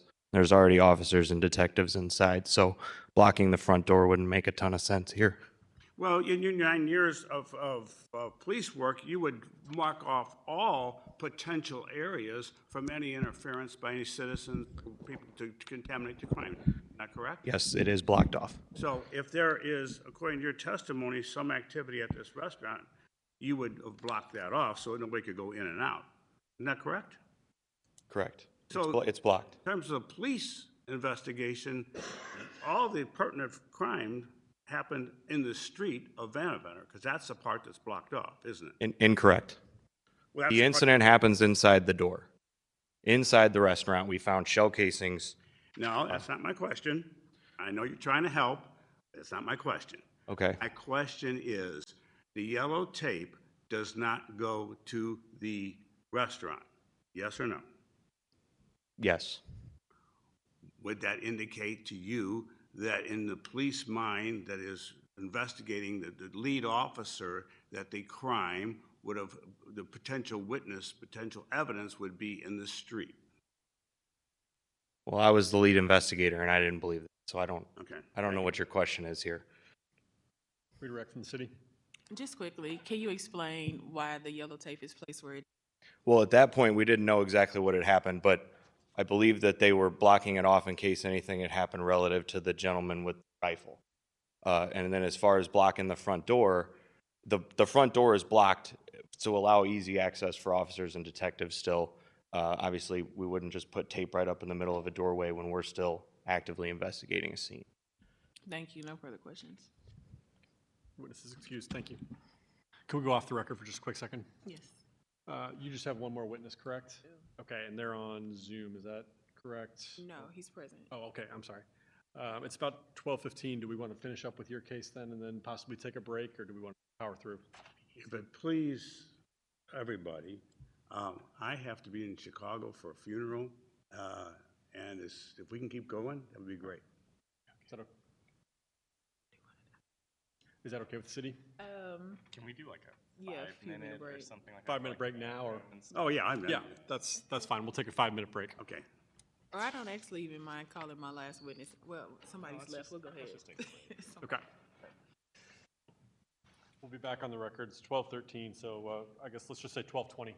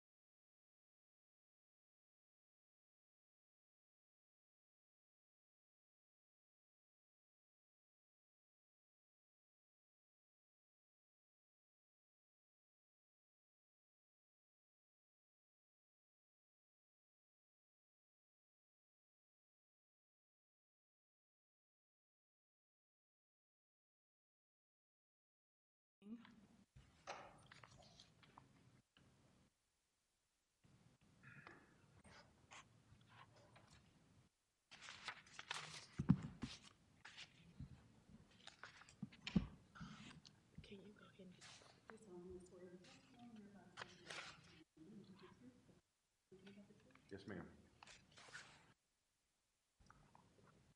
Please state your name and occupation. David King. I'm a police officer for the city of St. Louis. How long have you been an officer with the City of St. Louis? I'm in my 33rd year. What is your current assignment? Currently, I'm assigned to Problem Properties Unit. Okay, are you familiar with the location at 2816 North Vanderveer? I am. How are you familiar? Since I came to the Problem Properties Unit in mid-October, to this date, for that particular address, there's been 23 calls of service that's come across our desk. About how often do you frequent this property? It's just been a couple times this year. The last one was in March, the day of a shooting that occurred before we got there. Or, I'm sorry, after we arrived there. Okay, and what did you observe? When Officer Hine and I pulled up, we were there to look at the second floor. We were going to assist the board-up crew the following day to secure the second floor apartments. When we arrived, the alley was blocked with probably 10, 15 orange cones. We had to have one of the people that were out front move them for us. And I would say there's probably about 10 or 12 males, mostly, hanging out front, and a couple of them were barbecuing. Okay, in becoming familiar with this property, as a result of your assignment, are you familiar with the criminal incidents that have occurred in relation to this hearing? Yes. Okay. And have you noticed a pattern of criminal activity? Sure. Since I've been down there, there's been numerous shootings, assault first, a couple of cuttings, I believe a robbery, and maybe a couple of misdemeanor assaults. And you said that you were there for a shooting in March. I was not there, but I'm familiar with the one that happened there. We were there prior to it happening. Okay, what happened on that date? On that date, a male entered the bar, was inside. I'm unclear if he was ordering, drinking, or hanging out with people, but while he was in there, another subject walked in. He was dressed. I'm sorry, this is not your firsthand information, so I'm a little bit late on this objection, but this is all going to be hearsay, maybe triple or quadruple hearsay by the time this officer. He wasn't there, he doesn't have the report, and it's outside the scope. Our hearing was scheduled on March the 12th. This may have been even after the notice of our hearing. I'm saying it's irrelevant and it's hearsay. The objection is noted for the record, and I'll take it with the case. You can go ahead and answer the question. I do have the police report. I'm just going off of what I read earlier this morning. After the male victim was inside the bar, he was approached from behind by another subject who used a butt of a gun, struck him in the head, which caused him to fall to the floor. The subject then fired one round, striking the victim in the leg, and then the suspect walked out of the bar and then out of sight. Do you know if there's video from this event? I'm not 100% sure if there is or is not. Okay. I'm not the investigating officer on this case. Okay. So I do have video, and I'd like to play it now. And I'm just going to have you describe what happened while it's playing.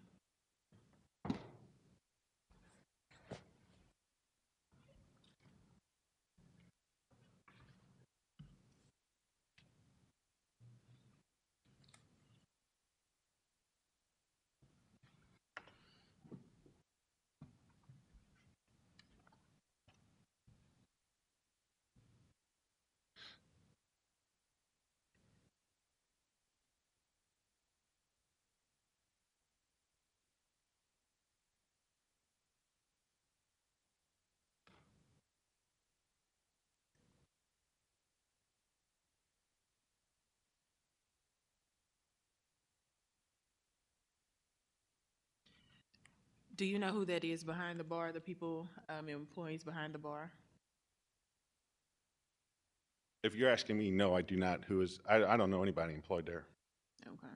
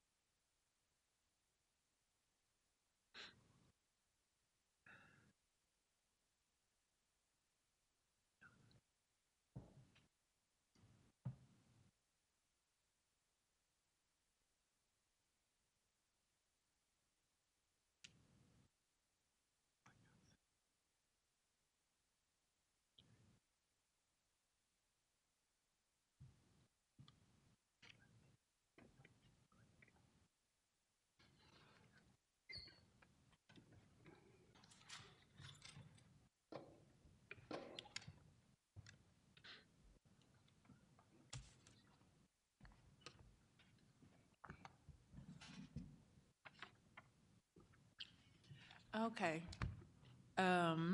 Were you able to identify the victim in the video? No, I don't know who he is. Okay. But I mean, what can you identify what he was wearing in the video? The victim had on, it looked like light colored sweatpants, some kind of trousers, and dark top. Okay. Now, did you, based on your becoming familiar with this incident, what happened after the shooting? The victim was conveyed to the hospital by somebody from the bar, and then police officers and/or detectives met those individuals at the hospital. Okay. Do you know if a 911 call was placed? There was 911 calls placed. If I remember right, I believe they gave the wrong address at first. I think the address they used first was up the street, and then the officers and detectives determined that the incident happened, obviously inside Okay, inside the bar. inside the bar. Yes. Okay, thank you. I have no further questions at this time. Officer King, just a few questions. Obviously, the bar has video. Do you know if it was voluntarily turned over to the police at their request, or do you know? From what I gather from the police report, a detective from the non-fatal team that works with Detective Strohmeyer was able to retrieve the video. Okay. You indicated there was 23 calls for service in the area of Veterans St. Louis. How many calls for service were there in the area that is identified by the police department as the Jeff Vanderloo? I don't have that information. Officer Hine had that earlier. She had those calls for service for JBL. Was that the 4 pages that she was referring to? Yes, sir. Okay. I mean, they would be in the thousands, would they not? Depends how far back you go. Oh, I mean, I'm sorry, on an annual basis. For that for The Jeff Vanderloo. yes, it's a big neighborhood, but you know during the course of time it would generate a ton of calls for service. Okay, that's all. Thank you. No further questions. Redirect? I have no more questions for this witness. Okay, thank you. The witness is excused. Does the city have any additional witnesses? Yes, the city would like to call Kate Eckelkamp.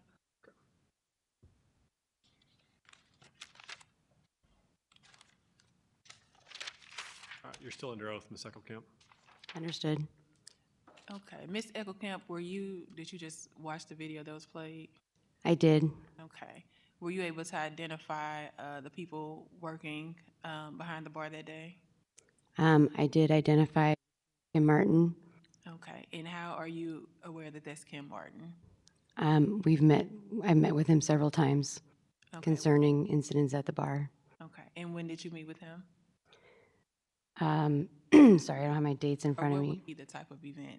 Or- I met at owners' meetings and then at the bar with residents and the state rep, Kimberly Ann Collins, when they were bringing up concerns. Okay, thank you. No additional questions. questions. Witness is excused. Any additional witnesses from the city? No, but at this time, I would like to admit the video and all exhibits here today. Okay. Mr. Billings, any objections? I didn't hear the. Admit the video as well as all exhibits presented here today. Can you, just so the record's clear, can you give numbers to the exhibits so we're clear on what's admitted? So including the video, there are 13 exhibits. Okay. I have no objection to the 2 videos. I've previously stated other objections to the other documents. I like them running with the records. But in terms of the 2 videos that have just been shown, although they haven't been properly authenticated, I have no objection. Okay. And to be clear, the 13 exhibits you referred to, those are the exhibits in this binder before me? Yes. Okay. All right. Any additional evidence on behalf of the city, or do you rest? The city rests. Okay. Mr. Billings, you wish to proceed? Yes, please. 2 short witnesses, Todd Ross, Detective Todd Ross, please.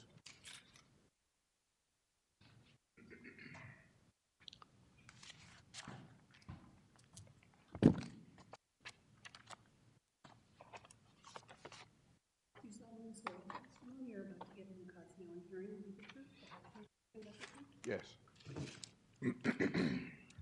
Detective Ross, would you state your name and your occupation for the record, please? My name's Todd Ross. I'm a detective sergeant with the City of St. Louis, currently assigned to the Homicide Division. You are familiar with the property at the Midtown Restaurant and Bar LLC, is that correct? Yes, And have you been employed by Deidre Brown on behalf of Midtown Restaurant to provide security? And by security, I'm talking about armed St. Louis City policemen working in their off-duty hours. yes. I was contacted about officers working secondary employment there. Yes, What we call secondary, okay? How long have you been doing that? I guess it would have been around. I guess what April, May of 21. During the pandemic, towards the tail end of the pandemic, they were required to have secondary officers work at their location. Okay, and over that, let's just go from 21 to the present. That seems to be the germane period of time. What days do you work, or do you staff the police officers working secondary at the Midtown Bar? It was a Friday. It began as Friday, Saturday, Sunday. And what are you doing currently? Currently, we do 2 days. Either it may be a Friday, Saturday, or Saturday, Sunday. It just depends on what we decide or deem to be more busier days, and that was based off of several meetings with I guess another city attorney, and she said that it was suffice for us to cut down at that time. Okay, and what are your hours? 7 to 11. 7 to 11. Does the bar stay open, the restaurant stay open after 11 o'clock? No, 11 o'clock, doors closed. Everyone's pretty much gone. Okay, what's last call, if you know? I don't know the last call. Okay, but your hours are 7 to 11 when the bar closes. 7 to 11. And is that consistent? Either you or your fellow officers are working there? Yes. No further questions. Cross-examination? Yes. Officer Ross, as part of your duties in working with Midtown, do any of your duties include reporting any of the criminal incidents to the Excise Division? To the excise commissions? Yes. No, well, any serious incidents here, we have to, report it to our secondary unit, and make sure it's reported or recorded, and a report has been conducted. Are you referring to a police report? A police report, the secondary employment know about it. Emails have been sent to the excise commission. Okay, so let me ask this specifically. Have you sent any emails to Excise to report any of the criminal incidents that you've been involved in? I have to go back and check. I mean, it's been, like I said, since 21. I have other locations that I provide secondary from, so I would have to, go back and look into my emails to make sure, but I believe so. You believe so? I mean, I would have to, to give you the exact date, but contact has been made with the Excise Commission. You personally have made contact with the Excise Department? Me personally? Yes. Yeah, I believe I have an email, and also with Miss Ekpo, and also. So that she's not with the Excise Division? Oh, well, that's who all our meetings have been with. Okay, so she's not with Excise. So have you personally reported any of these criminal incidents to Excise? If they got them, I'm not 100% sure, no. Okay, so no. All right, thank you. No. All right. Nothing further. This witness be excused. He has to go to another event. He can be excused, yes. Thank you.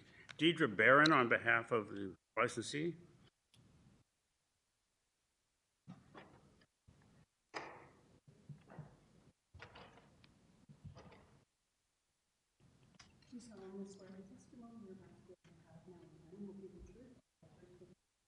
I do. State your name, My name is Deidre Barron. and do you have an ownership interest in Midtown Restaurant and Bar LLC? Yes. Does anybody other than yourself have an ownership interest in Midtown Restaurant and Bar LLC? No. Have you filed records with the Secretary of State for the state of Missouri indicating your 100% ownership in that LLC? Yes. Have you ever had anybody other than yourself own a portion, any portion of Midtown Restaurant and Bar LLC? No. Do you ever buy alcohol from Midtown from anybody other than a licensed wholesaler? No. Have you ever bought alcohol for Midtown Restaurant and Bar from other than a licensed wholesaler since you owned it? No. I should ask you, I didn't do that right. When did you start to own this? I started owning the restaurant in 17, June of 2017. And have you owned it consistently since that time? I didn't hear you. Have you owned it consistently since that time? Yes.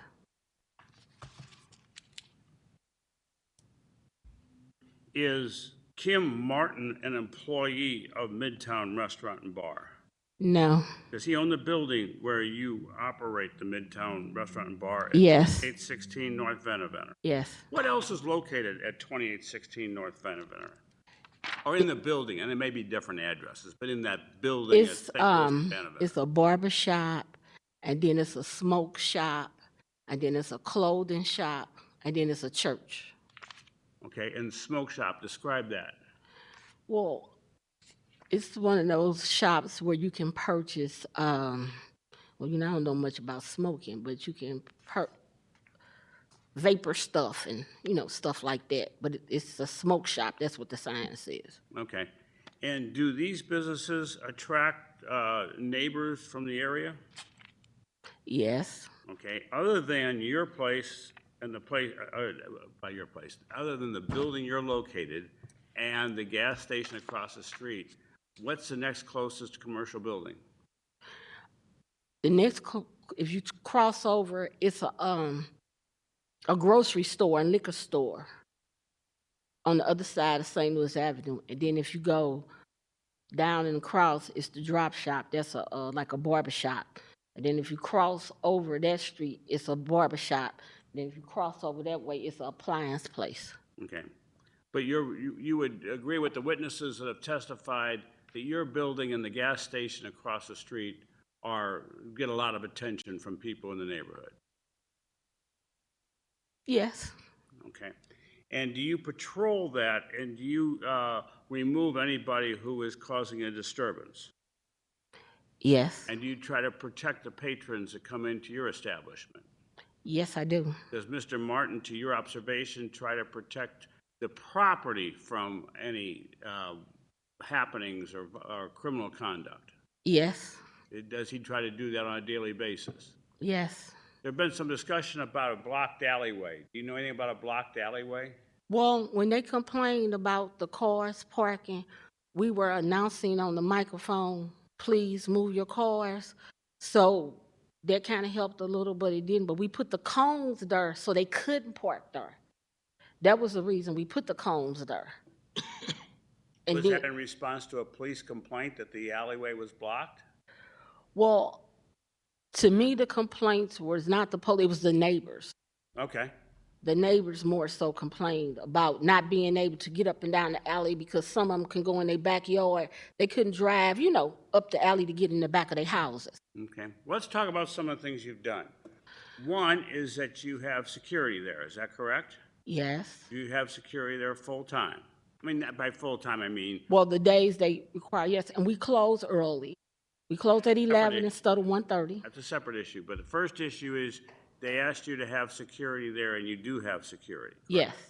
Number two, they asked you to change your closing time from 1:30 to 11. Is that correct? Yes. Did you do that? Yes. Do you now close at 11 o'clock? Yes. They asked you to remove the people from upstairs, the tenants and people who were living upstairs. Did you do that? Well, Mr. Martin did that, yes, Mr. Martin did that. because that's his It's his property building. up there. Okay, Yes. but you were involved with that decision, right?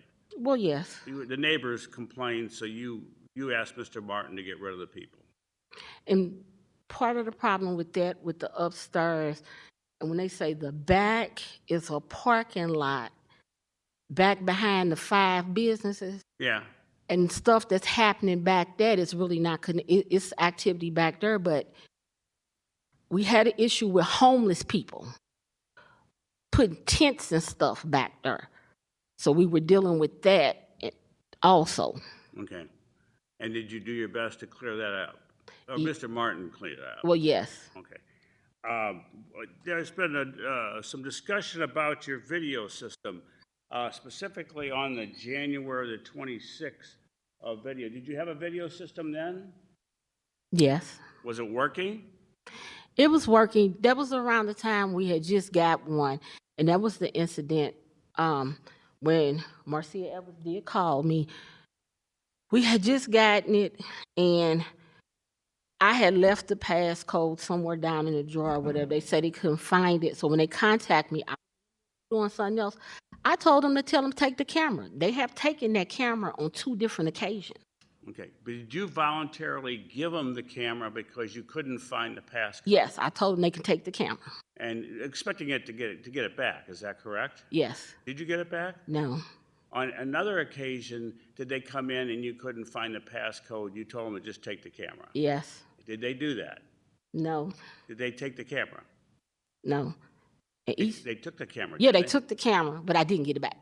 Okay, so 2 times they've just taken all the equipment, and 2 times you didn't get it back. Yes. But have you always had a camera in there, Yes. except for the times when it was taken by the police? Yeah. So, no, after they took it and I didn't get back, I purchased another camera. So after having to purchase 1, 2, that third one, I made sure the passcode is there, and they have gotten the tapes for all the other incidents after that with no problem. Okay.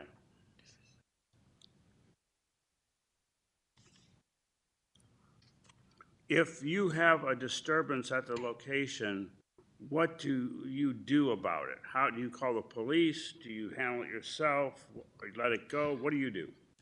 Well, because it's a bar, sometimes it may be verbal stuff, and sometimes you can calm the people down and just tell them to leave and leave. But if they go outside and like it'll go to the street or whatever, I'll call 911. But we try to just, calm everybody down to get them to leave. That's the goal. Okay, do you cut them off from drinking alcohol? Yes, we'll stop serving them. Okay. Have you done everything that's been asked of you by the Excise Commission? And we've had police reports going back to 2021, 2021, and then the first part of 2022. Have you cooperated with the police, cooperated with the neighborhood, cooperated with the Excise Commission to do your very best to run a clean place? Yes, every time it's time to renew, I always ask, well, what can I do? I know it's a high crime area. It's hard, but I have tried my best. Is there anything that the Excise Commission or the City of St. Louis has asked you to do that you didn't do? No. You've done everything that they've asked Yes. since 2021? Yes. No further questions. Question? Ms. Barron, Yes. hello. Are you familiar with the notice of hearing for today? With the what? The notice of hearing for today? Pretty much the charge. Yes. Yeah, the list of charges. Yes, I read them. Okay. So did you see anywhere in the charging documents that you were charged with not having security? It was one part they put in there that we didn't have security, and I had to bring the license and all the days that they were here. So specifically for today, are you No, charged? not for today. Okay. So nowhere in the charges are you charged with having or not having security. But you are charged with failing to report the change in ownership as well as failing to report several of the crimes that have occurred. I did hear the complaints, but as far as the ownership, I am the sole owner. I listened to what was said about Marcia Edwards, but at no time has Marcia Edwards been given ownership. I have been the sole owner. I'm the one that renew all the license and handle all the business when it's time to do the paperwork. The tax returns is in my name under Midtown. Okay, so if I were to give you a document stated consent agreement where Marcia Edwards has signed as the owner, would that change your mind about whether or not she's an owner? Well, let me see it.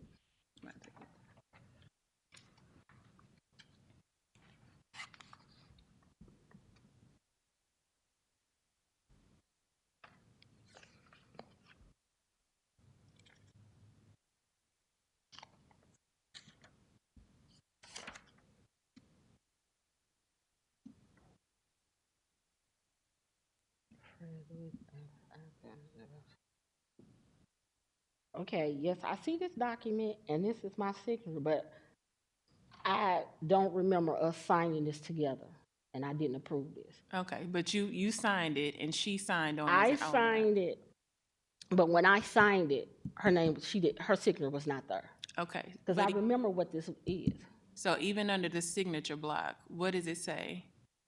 It says owner and manager, but this So was, even had she not signed it, she was listed on a document when you signed it as an owner? well, maybe I didn't pay attention or whatever. This was with the health thing, when we had that meeting or whatever. I remember what this was when we had the health, but Okay, so maybe things happen. I do have another question though. You also mentioned your list of employees. Who do you have employed at Midtown? but presently, let me see, 1, 2, 3. I've never really had 5 employees. Okay, And in the beginning, my employees was family members. I have 2 adult kids that passed the background that's on there. A lot of people, it was a family business, and a lot of family was just donating time to me. okay. And you said Kim Martin was never employed? No, Okay. So did you happen to receive a subpoena from Department of Excise on September 2nd asking for business tax returns, employee payroll? and I did supply all the tax returns. At that time, since I didn't really have any employees, my family was helping me out. I was just starting to get employees, but now I have an accountant, and I do pay payroll taxes now.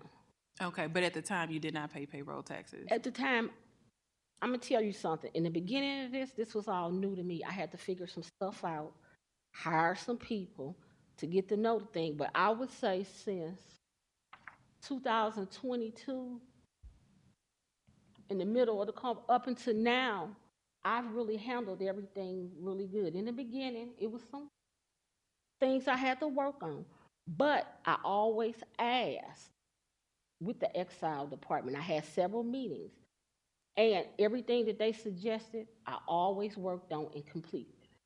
Okay, so then going back to that subpoena, do you remember reporting Kim Martin as an employee?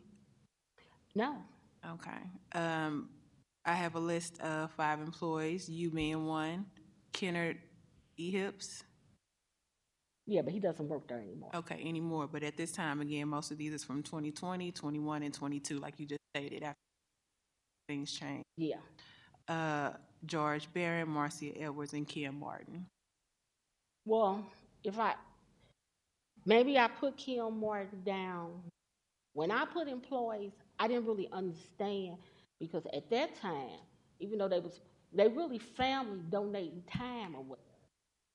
George Barron is my son, and actually Kim Martin is my brother, so we family. This is a family business. Okay, but I just want to call attention to, you said he was not an employee, and then you I said didn't consider any of them employees then, and then when I got the payroll company and everything set up where I really had to pay employees, his name is not on there.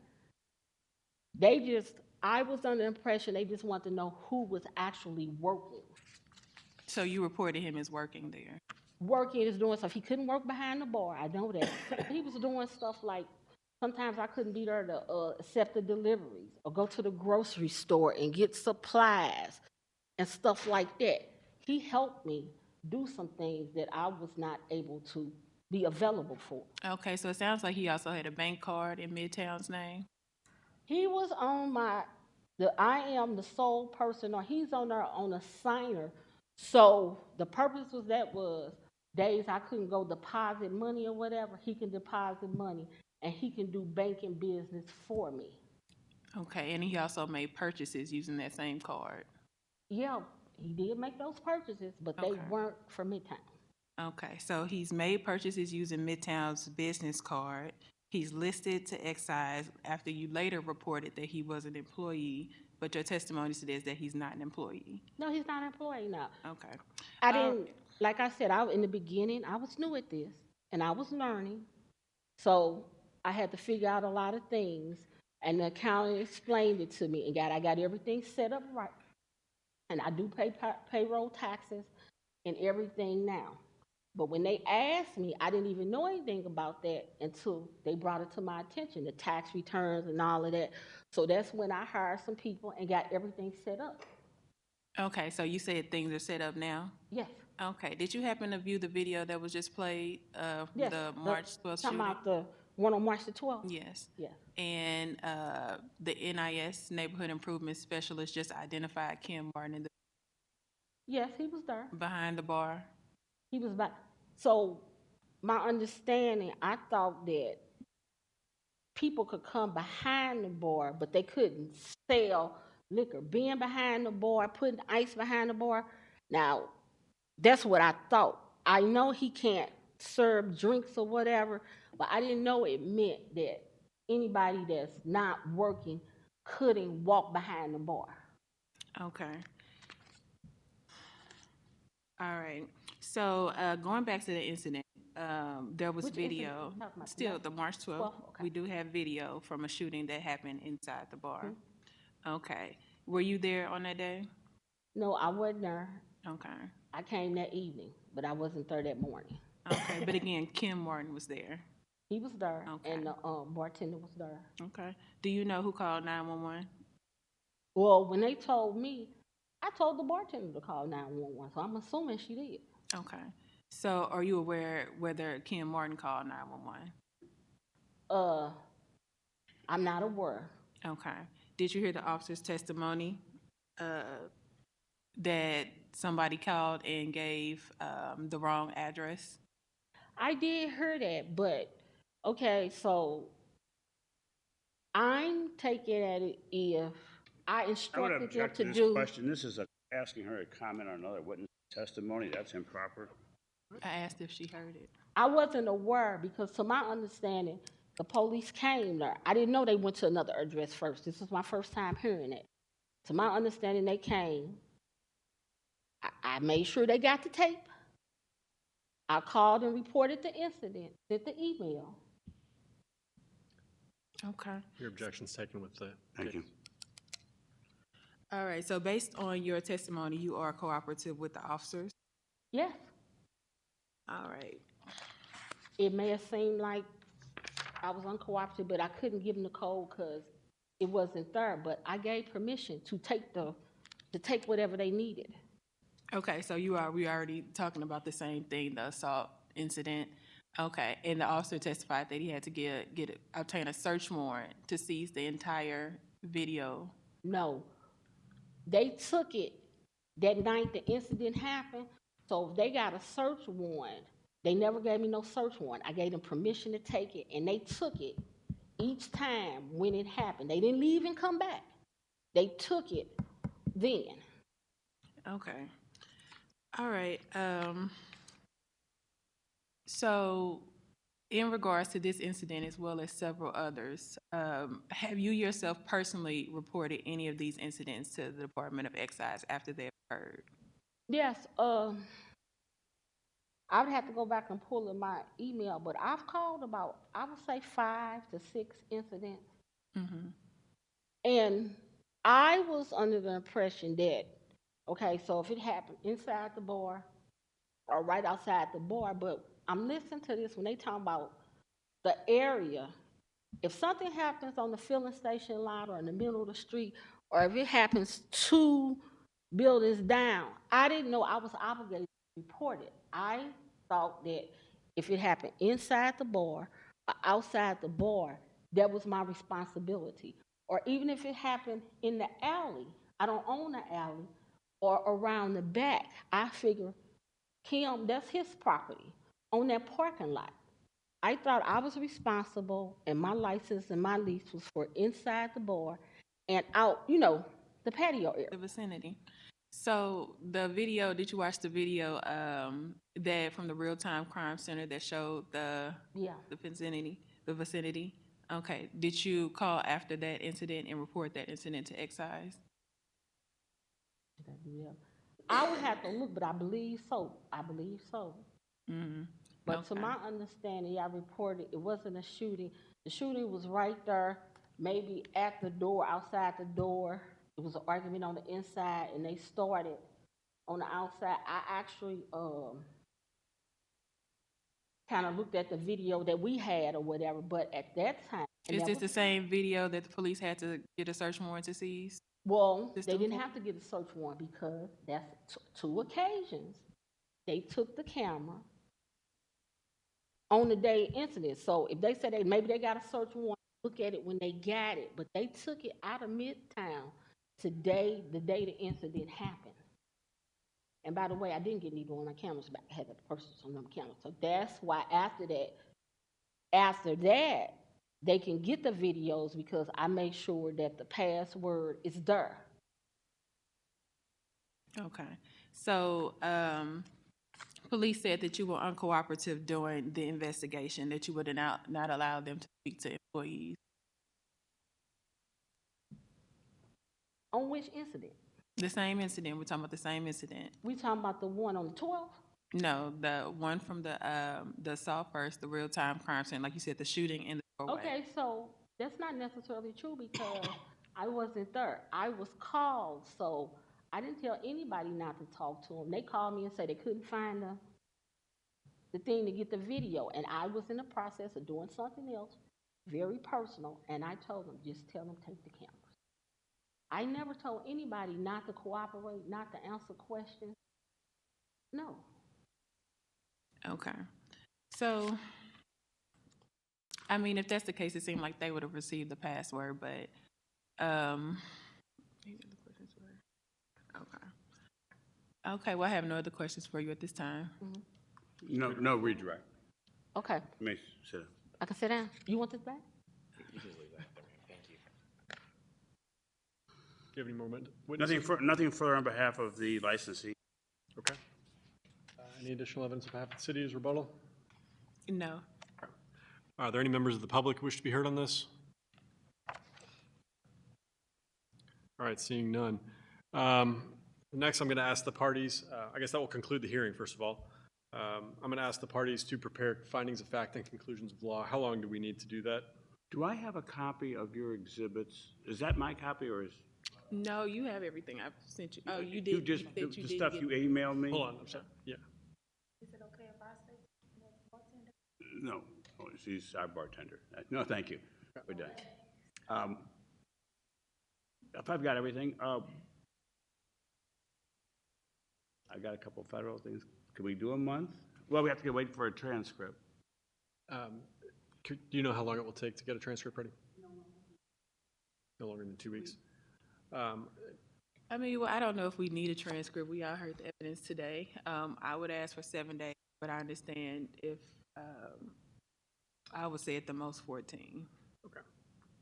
I'm inclined to say 14 days for the parties to submit draft findings of fact, conclusions of law, if that's. After the transcript? Well, I mean, do you need the transcript to do? Yeah, I really do, to give you a precise finding of fact. I think we need to have that, don't we?